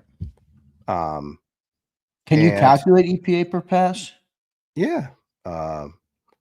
New England's number 1, Green Bay's 2, Rams 3, Niners 4, Cowboys 5, Eagles are 13th. And they're negative, by the way. They're the first negative team. I'm looking at running game. I apologize. EPA per pass, they're slightly above average. But there's a lot of shitty teams. They're negative in running EPA per rush. And they are 20th overall in EPA per rush, which has really been the bigger issue. I know people don't believe it, but it's really been the bigger issue. Yeah, because they've never won with their passing game. So obviously the running game is what they've relied on, no doubt about that. And they've never not been good running the football in this era. Remember, they were good running the football with Miles Sanders. They were good running the football with DeAndre Swift. This is the first year they've been a negative from a rushing perspective in the Nick Sirianni era. Do you think Saquon Barkley is descended permanently, or do you think it's a down year? I think it's a down year. I don't see any physical issues. I think it's a down year. This is more of what he has been in his career than last year. Like last year's the outlier. This is basically the Giants' Saquon Barkley. So that's got to be your fear there. If this is going to be him, it's going to be tough to ever get to 2,005 yards. And, that's probably not going to happen again. We'll see what ends up happening, guys. Playoffs right around the corner. Week 18 this weekend in the NFL. John, we'll look at some of the other games. I know the Saturday games are good, actually, for the Week 18 in the NFL. You got Panthers, Bucks, and then Seahawks, Niners. That's going to be an awesome game.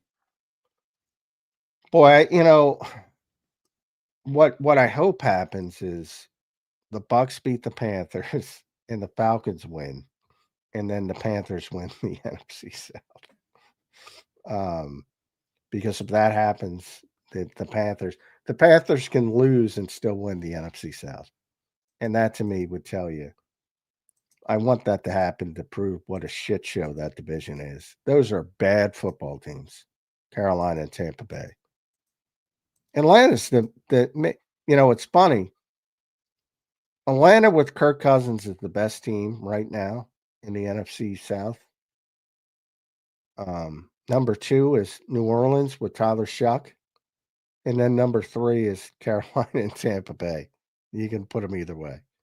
Like right now, Atlanta and the Saints are better than both of those teams. But that's where you have it. So you're going to have a really bad team in the playoffs. I think Kellen Moore and the Saints this year are a prime example of why winning football games late in the year is better for you than tanking to get a better draft position. I always see people comment that, laugh at teams who win games when they're out.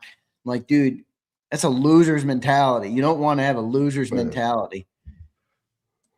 Yeah. Football's different than basketball. I agree, man. That doesn't even work in basketball. Look at the Sixers. They did that for years. Yeah. It doesn't work in competitive. There's a better chance of working in basketball, but it has no chance of working in football. Yeah, you can't. People do it because you have this new breed of general managers, and it is hard to turn that switch off when you're a loser. Look at the Jets. Look at some of these teams that are bad continuously over years. It is hard to turn that faucet off. I do not recommend tanking in the NFL. Now, if it's a year, and that's another thing, if it's a year where there's a clear-cut superstar quarterback, and that rarely happens. But if you go back to Andrew Luck, I thought Trevor Lawrence was that type of prospect, and maybe he's finally developing into it. Peyton Manning. Then if you're, if you got 2 games left, play your backups, whatever. But, certainly players aren't going to tank and coaches aren't going to tank. That's an executive decision. And I'm with you. That is a loser decision, especially in football, even more than other sports, because this is just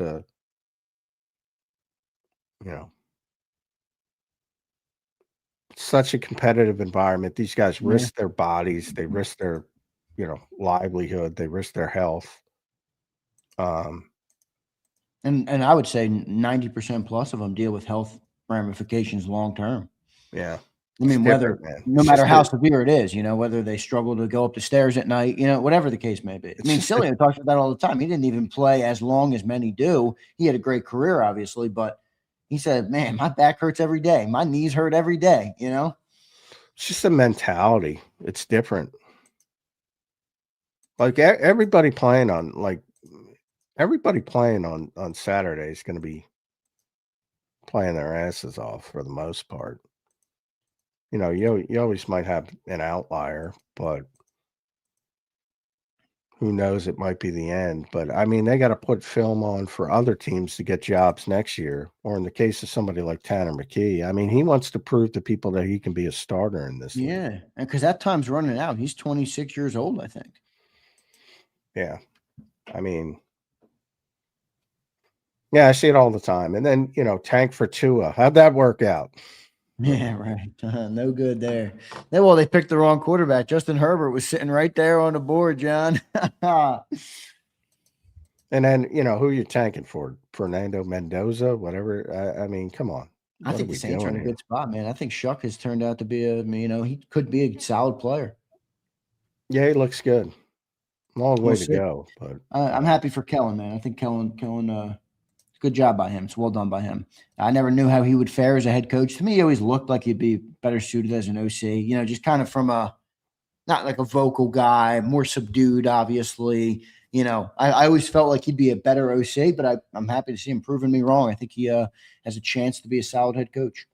Yeah, that's just his public persona. He's different. You know, he used to play quarterback. I mean, he was a big time quarterback in college. He was a Heisman finalist, John, at Boise State. Yeah. You're generally not a shrinking violet if you're playing quarterback. Position demands leadership. Yep. And especially when you play it at a high level. So yeah, sometimes you can't take people's public persona. Like Shane is a perfect example. Boringest guy in the world on the podium, but off the podium, he's like an expletive machine. Shane. And I don't use it. I mean, it's funny, but you know, he's a completely different guy, and he played quarterback in college, not at Kellen's level, but you know, if you're a quarterback, you're not even Jaylen. You know, people think Jaylen's a robot. In front of the camera, he's a robot. You know, maybe he is a robot, but joking. He's a little bit more like that though than something. Here's Abe. Does the Saints draft O lineman first pick every year? It's one of the safer ones. I always do my safest pick in the NFL draft. A lot of times it's an offensive lineman. It was, you know, one year, I'll give you my hits. One year it was Zach Martin. He's going to be in the Hall of Fame. Yep. You know, look at Lane Johnson here. You know, Chip Kelly wanted Deion Jordan. Thank God Miami traded up in front of him. And you got maybe the best player in franchise history, certainly in the modern era. You know, one I got wrong was Chance Warmack, who came here eventually. But yeah, often it looks good. Like I ripped Chicago. I ripped Chicago for years it hasn't been that long, but for passing essentially on Jalen Carter twice.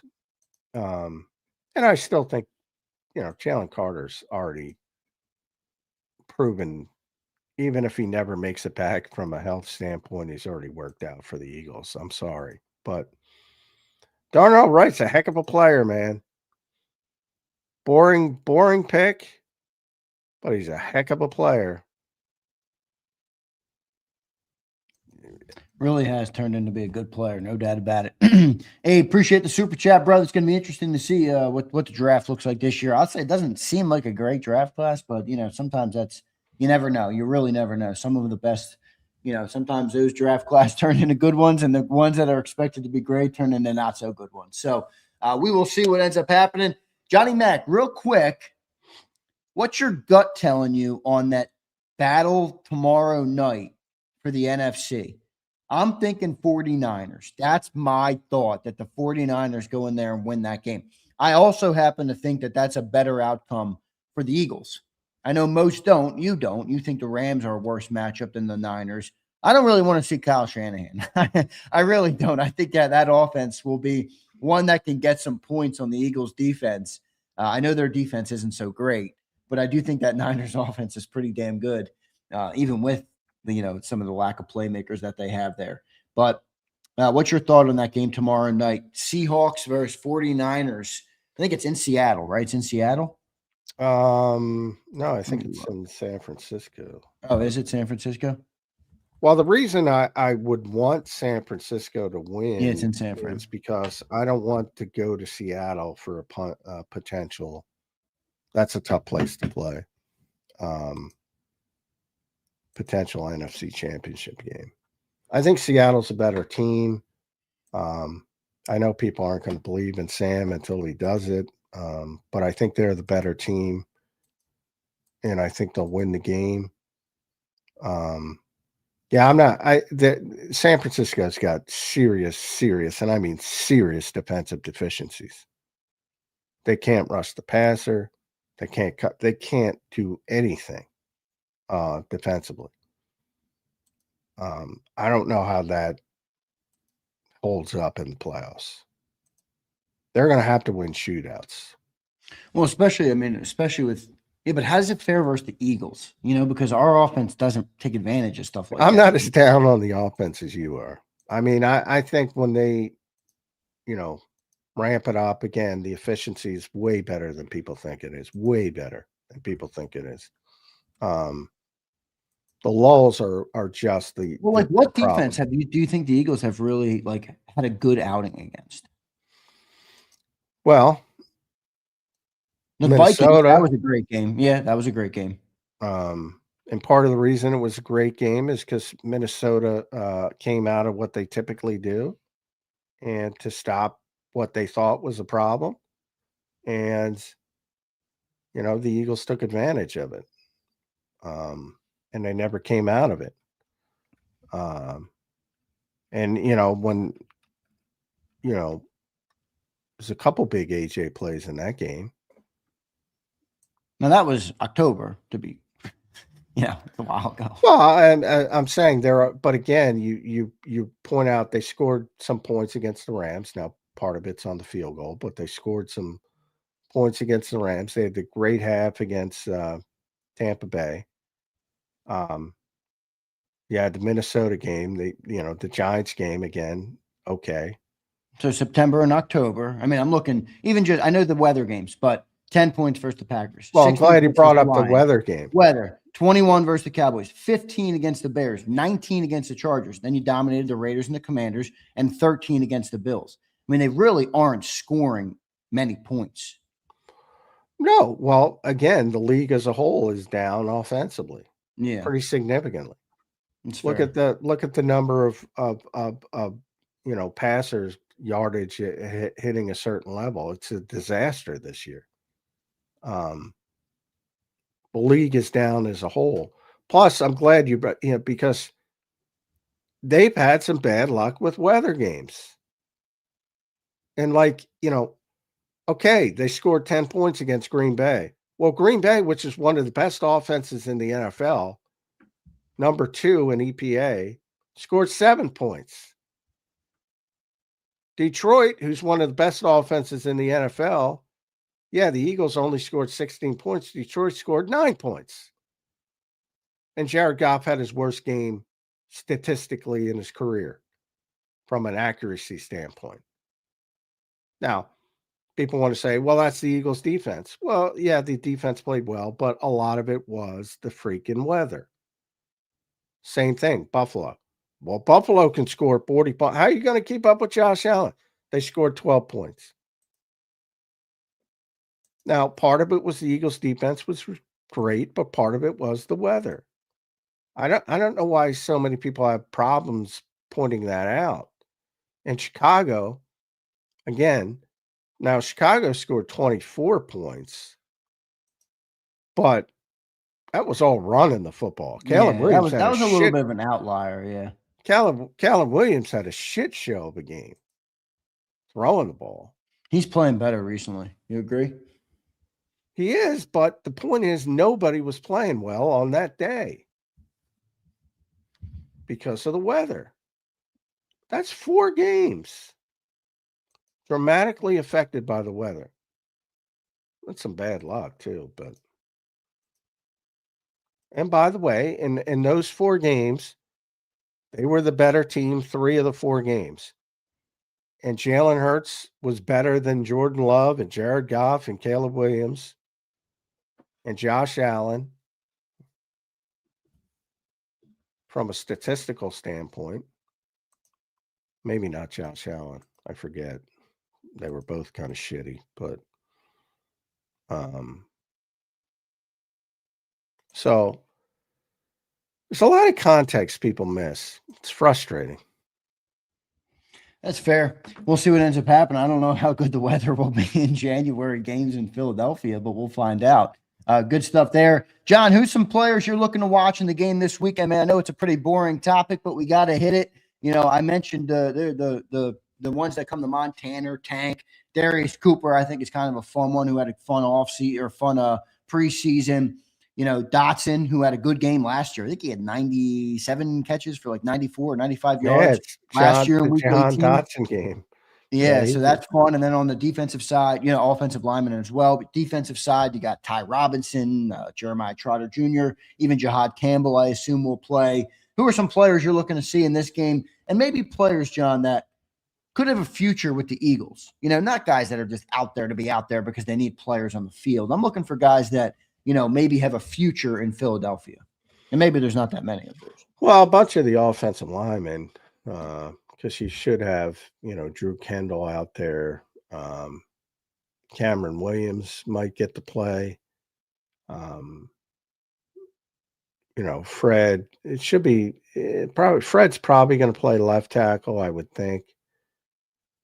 Cameron's going to play right tackle. I imagine they'll play Kendall at center, Toth at left guard, Pryor at right guard. So the young guys, Kendall and Cameron Williams specifically, see what they can do.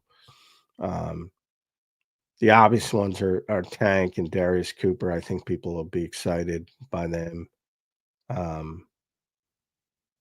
Defensively, I don't know if you're going to see much Jahad Campbell. He's going to have to dress, but I think it'll be a big Smile Monday Jeremiah Trotter game. And they got a bunch of guys in the secondary. You know, Sidney Brown, Michael Carter will probably play at safety, I would think. Jacorian Bennett, you have Keely Ringo, Mac McWilliams. So you'll get to see some of those guys. Ty Robinson is popular because he's got big biceps. Byron Young is probably going to have to play. So for people that like the draft and want to see the development of these players behind the scenes because they haven't been doing much obvious. But it's always the skill position players. So the main focus, I will think, would be on Tanner, Tank, and Darius Cooper. Me too. We'll see what they can do out there. Eagles do need to get the win if they want to get the 2 seed. So I think those guys are going to be trying to win the game, you know, out there. So hopefully they can get the win. And then at the same time, that Bears-Lions game is going on. John, what's your kind of your thought on that game? I mean, I feel like the Lions could win it, but I have no clue what their approach is going to be. You know, are they trying to play starters? I have no clue what they're doing. They're knocked out of playoffs. Yeah. So you're at and that's why the Eagles are doing what they're doing. I mean, you're at the mercy of Dan Campbell and what he wants to do. And like I said, for all the, you know, the talk about that's a team that could be right back at the top of the conference next year, especially if they finish in 4th place. Yep, I agree. And they might finish in 4th place. So how much do they really want to win that game? Knowing Dan Campbell, he's going to play to win it. But again, there's other forces in play, including ownership and the GM. So you got to wait and see. Yep, we'll see what happens there. All right, Eagles closing up the year, week 18. Anything to make of the Dan Quinn comments, John, a couple of weeks ago? No. I think he's trying to I don't know, trying to get him fired up for nothing. I don't know what that's going to mean, but he was all fired up that the Eagles went for 2 a couple weeks ago.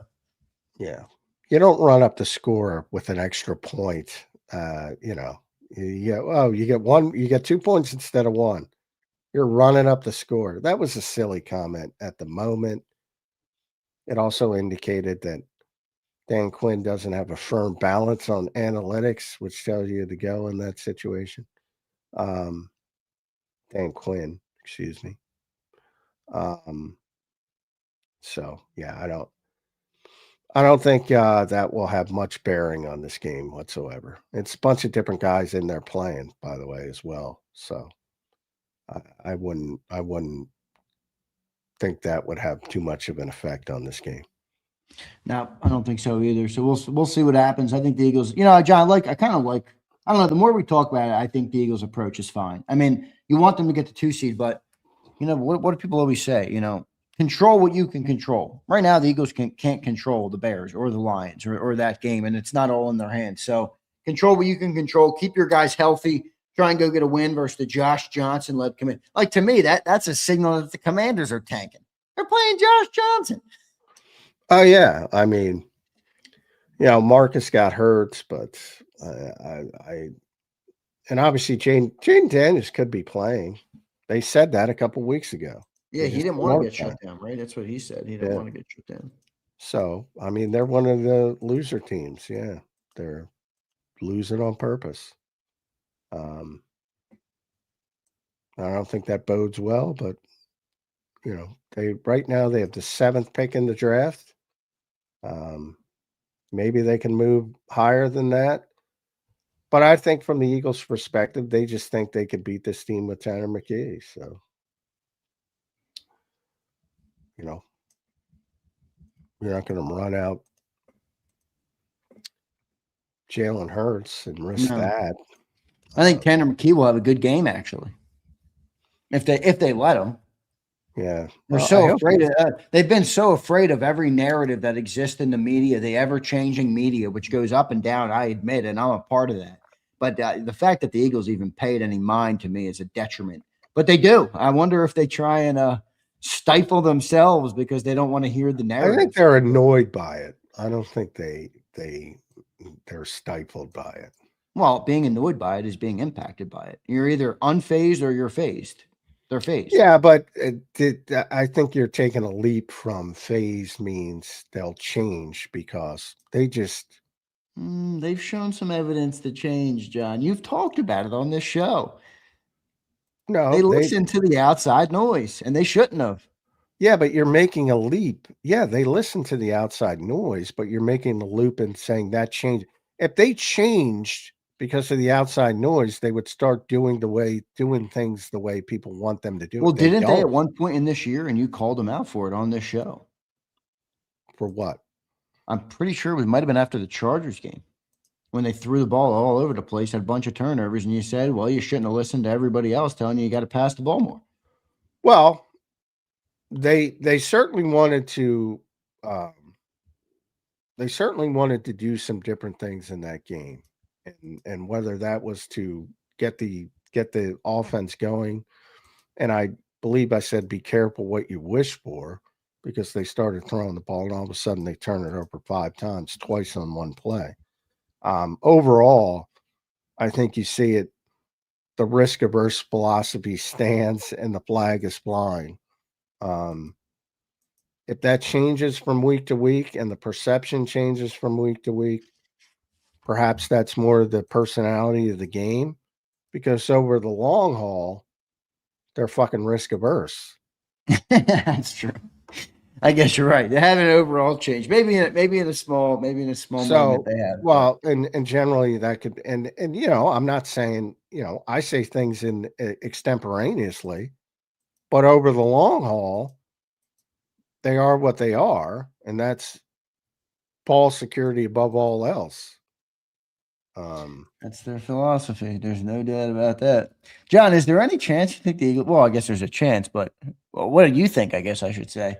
that the Eagles could lose this game? I mean, they have split with the Giants and the Cowboys. The last one left to split with would be the Washington when you're playing Commanders. all your backups, yes, there's a chance you can lose the game. I mean, yeah, but the Washington team is playing. Who are they playing? Well, I know they're playing Josh Johnson. That ain't good.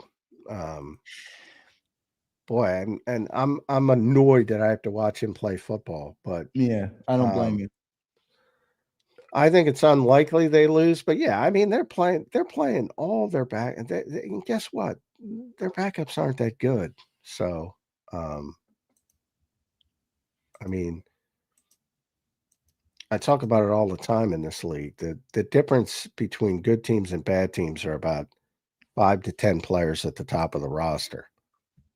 The back ends of the roster, they're basically interchangeable. So you're not playing your good players. So yeah, they could lose this game. John, I got to get you a silent mouse. We got a bunch of people bitching about your mouse clicking. Look at Jay's doing. Who is friggin' clicking their mouse? All right, Sporman, relax over there. I'm gonna have to order John a silent. I guess is that a thing? Somebody commented that earlier. You need a silent mouse. I don't know. Is it thing? Yeah. Well, you guys need to. You guys need silent mouths if you're complaining about clicking, because the clicking ain't stopping. Got to click. All right, John, your final thoughts here on a Football Friday, Week 18, playoffs on the horizon, and we got the great battle of Josh Johnson and Tanner McKee, J-Mac. I'd rather have Tanner McKee than Josh Johnson. Oh, yeah, me too. So there you go. I am looking forward to the narrative after the game if he plays well in a ironic standpoint, because I think it'll be hilarious. And then I know what's coming. It will be hilarious. There's no doubt about it. All right, John, what's on the agenda today for the Birds? Practice. Nick at about noonish. Practice after that. The locker room. Yeah, talking to a bunch of backups, because the starters are gonna get the hell out of there. Because the starters don't give you shit anyway. Maybe you guys will actually have some conversation. A bunch of guys do. A lot of good guys. We'll be out giving out our Good Guy Award today for the Eagles player who the media voted as the best in allowing us to do our jobs. There's a bunch of good guys in that locker room. So I would disagree with you. Bunch of good guys. There's more good guys in that locker room than guys who don't give you anything. There you go. Good correction. Johnny Mac, good stuff. Maybe I'll talk to you on Sunday for the Eagles Week 18 matchup. They had to make it 4:25, John. We got a snooze fest backups, and we couldn't even get a 1 o'clock game. High profile. League hates the Eagles, but high profile. Well, every primetime game we've played this year has left people wondering why we're a primetime team despite all the winning, and I assume that might continue. Johnny Mac, good show, brother. Talk to you on Sunday. All right, see y'all. All right, dude, later. There's Johnny Mac, John McMullen, joining us right here on Birds 365. Good show there. Appreciate everybody for being here today. Don't forget to hit that like button, subscribe to the channel if you're not already. All right, how's everybody doing? I know everybody wants to shred me for Bama. What do? All right, you hire a Pac-12 coach who coaches like he's in the Pac-12. You get out-coached. You look like you got out-talented. You got out-physical. You were dominated at the point of attack. I mean, Alabama didn't deserve to win that football game. Alabama didn't deserve to win that football game. Not even close. Not even close. And by the way, how about Georgia? I think that's the bigger surprise. How about Georgia getting bounced? Georgia getting bounced. Race, I agree. Race, I'm a Bama fan. I try and always I try and always be honest with you guys. I always say that. Whether I like the team or I don't. I'm honest on the Eagles. I'll be honest on Bama. Last night, or yesterday, Alabama made a case that every team who said we shouldn't have been in, every person who said we shouldn't have been in was 100% correct. I mean, they didn't even look like they belonged on the field. They really didn't. They didn't even look like they belonged. They looked like a week 8, Alabama versus Mercer game. And Alabama was Mercer. And Alabama was Mercer. I mean, that was ugly. But it is what it is. Ugly game. I think overall poorly coached. You play in the SEC. You got to be a physical team. They weren't physical. Indiana ran them over. Indiana was way more physical than them. I had to turn the game off. It was 24-0. I'm like, we had family around. I'm like, fuck this game. Get this off my TV. Get this off my TV. So, have mercy on Mercer. No, Andrew. What would you rather say? Alabama at Birmingham? You know what, Philly Tide? That play call early, I didn't even have a problem with the play call. I thought Jeremy Bernard, I don't know. I don't want to criticize him too much, but was it just me or did it look like that was a bad attempt? Bad effort? Like, I know that first defensive lineman got through the O-line, but he got around him. If he just put his foot in the ground and got upfield and fell forward, I thought they was getting that first down. I mean, he got there and then boom, it clammed up like this and they tackled him backwards. But look, credit to Indiana, man. Credit to Indiana. I thought it was really well done. Look, I chirped Curt Cignetti going in, obviously as a Bama guy. Just, thought he got ahead of himself, thought he had, was reading his own headlines. Give the guy a lot of credit. All right. That team was ready to play football. That team was more than ready to play football. That was a team that wasn't reading their own headlines. So I stand corrected. I was dead wrong on Curt Cignetti going into the game. Dead wrong on Curt Cignetti going into the game. So what's everybody thinking about the Eagles game this weekend? Not much, right? Not a whole lot. Not a whole lot. I mean, we got week 18. Tanner McKee. I'm excited to see Tanner McKee. I know a lot of you guys get your panties in a bind because anybody who speaks anything that could be implied by even the dumbest on earth that it's taking the most subtle, slight shot toward Jalen Hurts, you guys have a holy aneurysm. But I, for one, am excited to watch Tanner McKee. I'm excited to watch Tanner McKee. I'm excited to see Tank Bigsby. I'm excited to see Darius Cooper. I'm excited to see what this team can do. What these backups are made of. All right. Is there anybody out there that could be on the future of the Eagles? Anybody? That's what I'm looking for. That's what I'm looking for. Eagles game will tell us absolutely nothing. Well, that's true. I'm excited to see McKee. Me too, Shady. I like watching. Look, he wears an Eagles jersey too. Shady. He wears an Eagles jersey too. Abe, I got that one. Thanks, everybody, for the super chats today. Tanner and Tank about to put it on Washington. Yeah, I agree. I love watching our backups. I feel like we have some of the best depth in the league. Well, I don't know about this year, but maybe. I'm excited too, Gary. I mean, I'll watch them. I'm good with that. It'll be a little bit of a snooze fest, but it'll be a bit of a snooze fest. He's going to throw for 4. I don't think so. I don't think the Eagles will let him do that, dude. The Eagles, remember, they don't want that noise. Not excited for this game. It's a make-a-wish game for those dumb Tanner fans. All right.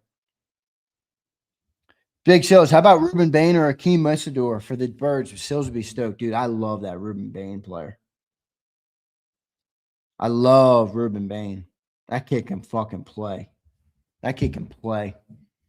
That one play where he was he's getting blocked and he's got his arm out and he fucking decks the guy with his one arm. I thought that was an amazing play. Here's underdog, 27 of 36, 284 and 2 tutties. Oh, I meant to get John to predict Tanner's line. I'll get him to do it on the pregame show. What's the Tanner McKee stat line this weekend? Underdog, I think that's actually a decent line there.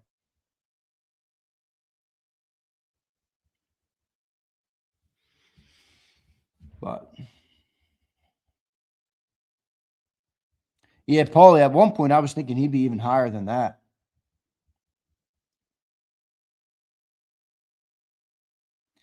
BGG says, I laugh at the people that talk shit on Tanner. Yeah, it's BGG, it's not because they don't like Tanner. It's because they think everything is a shot at Jalen Hurts. It's like weird. People are really odd about Jalen. They really are. I mean, look, Jalen had a lot of success. He's not perfect. No quarterback in the league is perfect. Matthew Stafford, what a great quarterback. What a bad performance when he threw 3 picks this weekend. Is that unfair to say? No. For some reason, people are just weird about Jalen. Here's underdog. Jalenites are the biggest idiots since LeBron's the GOAT morons. Oh, gosh. Think he'll throw it that much? Jay, I don't know if they'll let him. Jahan Dotson legacy game. He had 7 for 95, I think, last year, and 94. So we'll see. A relaxing game unless the Bears are losing. Yeah, I think the Bears could lose that game, by the way.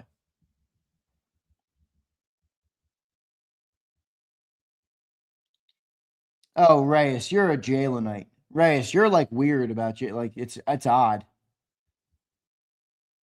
Like you might be more loyal to Jalen than you are to your wife. Attributing the Eagles to, I don't want to go there. Eagles aren't letting Tanner throw. I agree, Big Mike. I think they're going to clamp him up. I don't think they want the noise. I think they're afraid of the noise, Big Mike, which tells you how they really feel. Which tells you exactly how they really feel.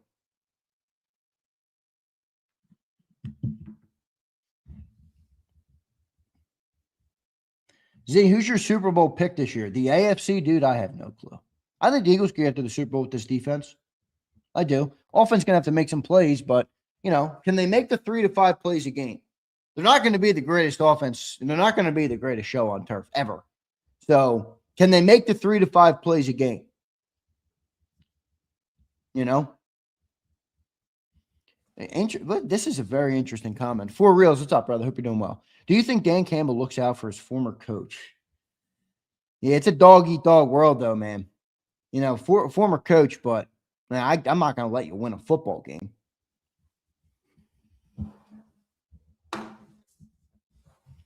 So we'll see. We'll see. Lions seem completely defeated. That's true. Dan Campbell lost. I don't think he lost his identity. They had a down year. Yeah, but I think the value of Ben Johnson has been proven. The Bears go from 5-12 to the 2 seed in the NFC potentially, and winners in the North. And the Lions go from 15-2 to out of the playoffs. Ben Johnson is a damn good play caller, a damn good offensive mind, and he is legit. So remember, and I criticized them too. Remember a couple years ago, not last year, when Ben was a head coaching candidate and everybody called him a conceited snob because he wanted $15 million a year, but they were shitty organizations. He didn't want to coach a shitty organization. Now, the Bears have been a shitty organization, but I think he clearly liked some of the things they had going. Well, he was proven correct because he was worth the $15 million to turn the franchise around. Here's Robert. Better hope no key players in defense get hurt. Nah, they won't. Well, not this week, Robert. They're barely going to play.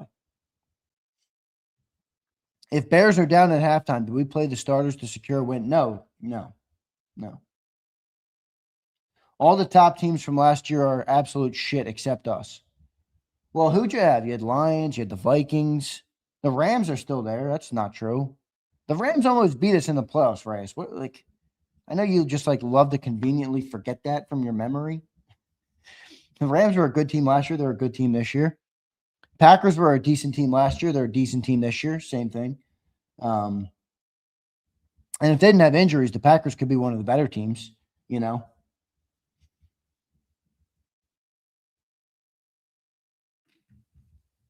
So we'll see. 49ers came alive.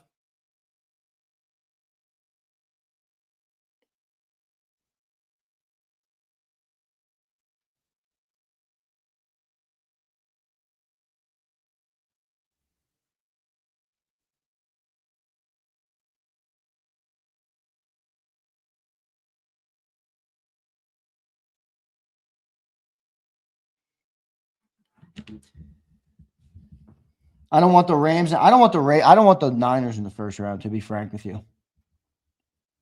I know. Everybody says, oh, you're scared. I'm not scared of shit. I don't care. I'm watching the game from home. What do I care? I'm covering the game. I think the better matchup for the Eagles is not the Niners. In fact, I've been saying the 2 seed would be much better, but it's out of your control to some extent. Chiefs, Lions, Ravens, lots of teams not playing. That's true. But you said every team that was good. There's 14 playoff teams. You just named 3 teams, Bryce. You named 3 teams, Reyes. I don't think you proved your point. I'm with you on the Niners. 7 bad defense means nothing for us. Yeah, I agree. I mean, what the heck does a bad defense mean? And they got the best offensive play caller in the game. Best offensive mind in the game. Brock Purdy's playing amazing. You know, I read something on the Cilio show the other day.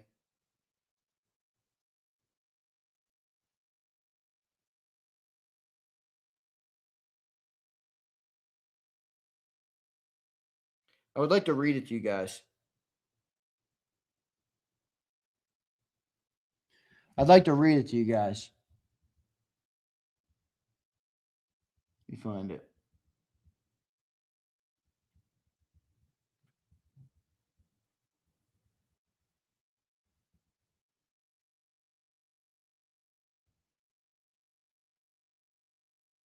Damn, I can't find it now.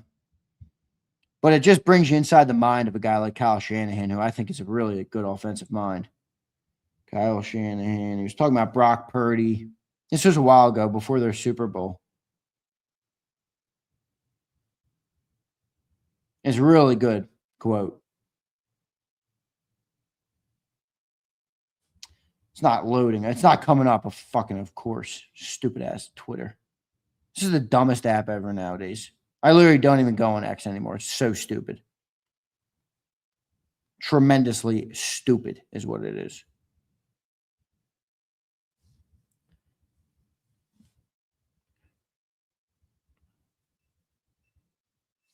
I can't find it. Whatever. Basically, was talking about how system quarterbacks that's what you want. You want in a quarterback. You want them to run your system first before you want them to do anything else. But it is good. It was a good quote. But all right, guys, love all you guys. Appreciate all you guys for being here today. Hope everybody had a good New Year's Day. Happy New Year to you all, 2026. Anybody have a big goal for 26 that they want to share in the chat? Anybody have a big 2026 New Year's resolution that they want to share right now that I will read off? Anybody got anything? Anybody got any New Year's resolutions to share here?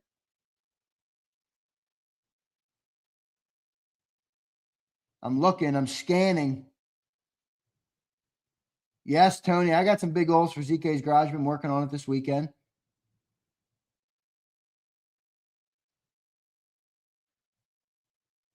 Finish my album. Nice, underdog. Get your brother in a NASCAR. Gary, that's a good one. He's crushing it, man. Help J-Mac get a new mouse. All right, I'll work on that with you. Have every one of my takes right. That'll probably never happen. I don't even read all my own takes, Shady. Quit smoking. All right. Hey, James, remember this. This country was built on nicotine and tobacco and alcohol. This country was legitimately built on tobacco and nicotine, okay? Hey, maybe it's not so bad. I don't know. You tell me. If you want to quit, by all means, go for it, brother. Get healthy, make better eating choices. That's a good one. Twiz, no crying in 26. We have who we have. Time to just be a fan. All right, Twiz, that's a good one for you, but not for me. I don't give a rat. That's a dumb one. That's a dumb one, Twizzler. Eat one. Big goal for me. Eat healthy, grow my business. I can double up on that, brother. Got to grow my business. Got to grow JAKIB, man. Got to grow JAKIB. Have to, absolutely must grow JAKIB Sports this year. Cut booze. I cut my beer down last year, replaced it with whiskey. All right. I'm not a drinker. I haven't been a drinker. You said for me, dumbass. All right, Twiz. Twiz, you want to become a Jaylenite? Is that what you're saying, Twiz? That's your wait, Twiz. Of all the New Year's resolutions that you can come up with, Twizzler, you hit me with, I want to become a Jaylenite. Holy moly. All right. Alabama stinks. What happened, Z? They hired a Pac-12 coach, Dawood. That's what happened.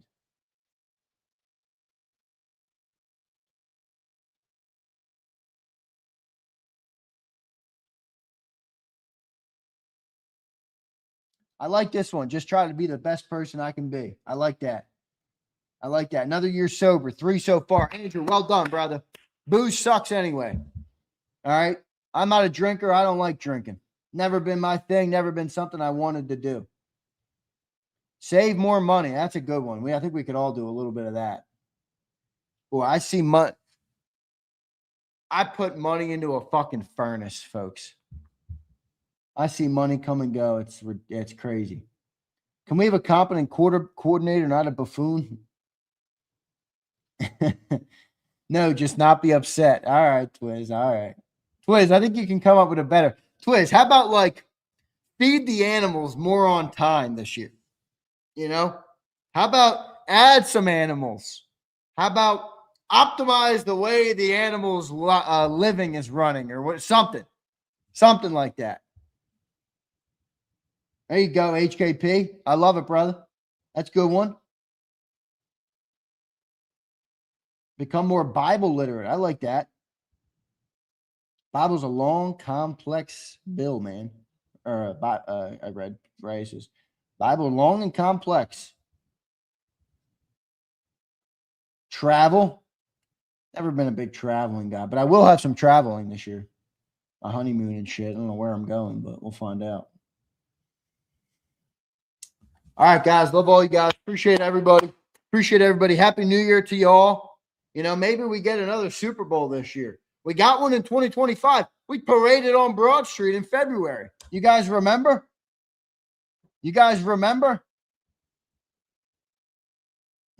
Sig, I don't want to go there. No, thank you. I got zero interest, Sig. All right, love all you guys. See, this is really Invictus. This is great. This is really what it's about, I think. You know, everybody has things that fill in the blank around this. But I think this is a great comment. I live each day trying to be a good man, a good father, and I assume you mean maybe a good husband. I'm not sure. You said good father twice, but I think that's an honorable thing right there. Be a good man, you know? Be a good man. Whatever that means. Love all you guys. Hit the like button. See you next time, everybody. You've been listening to Birds 365, the destination for the passionate Eagles football fan who bleeds green. If it's Eagles football, we're talking about it. Debate inside the locker room and guests that are some of the greatest football minds from around the region. We hope you enjoyed the show. We know we had a blast. Make sure to like, comment, and subscribe, and we'll be back soon. But in the meantime, hook up with us on social media at JAKIB Sports. See you next time on Birds 365.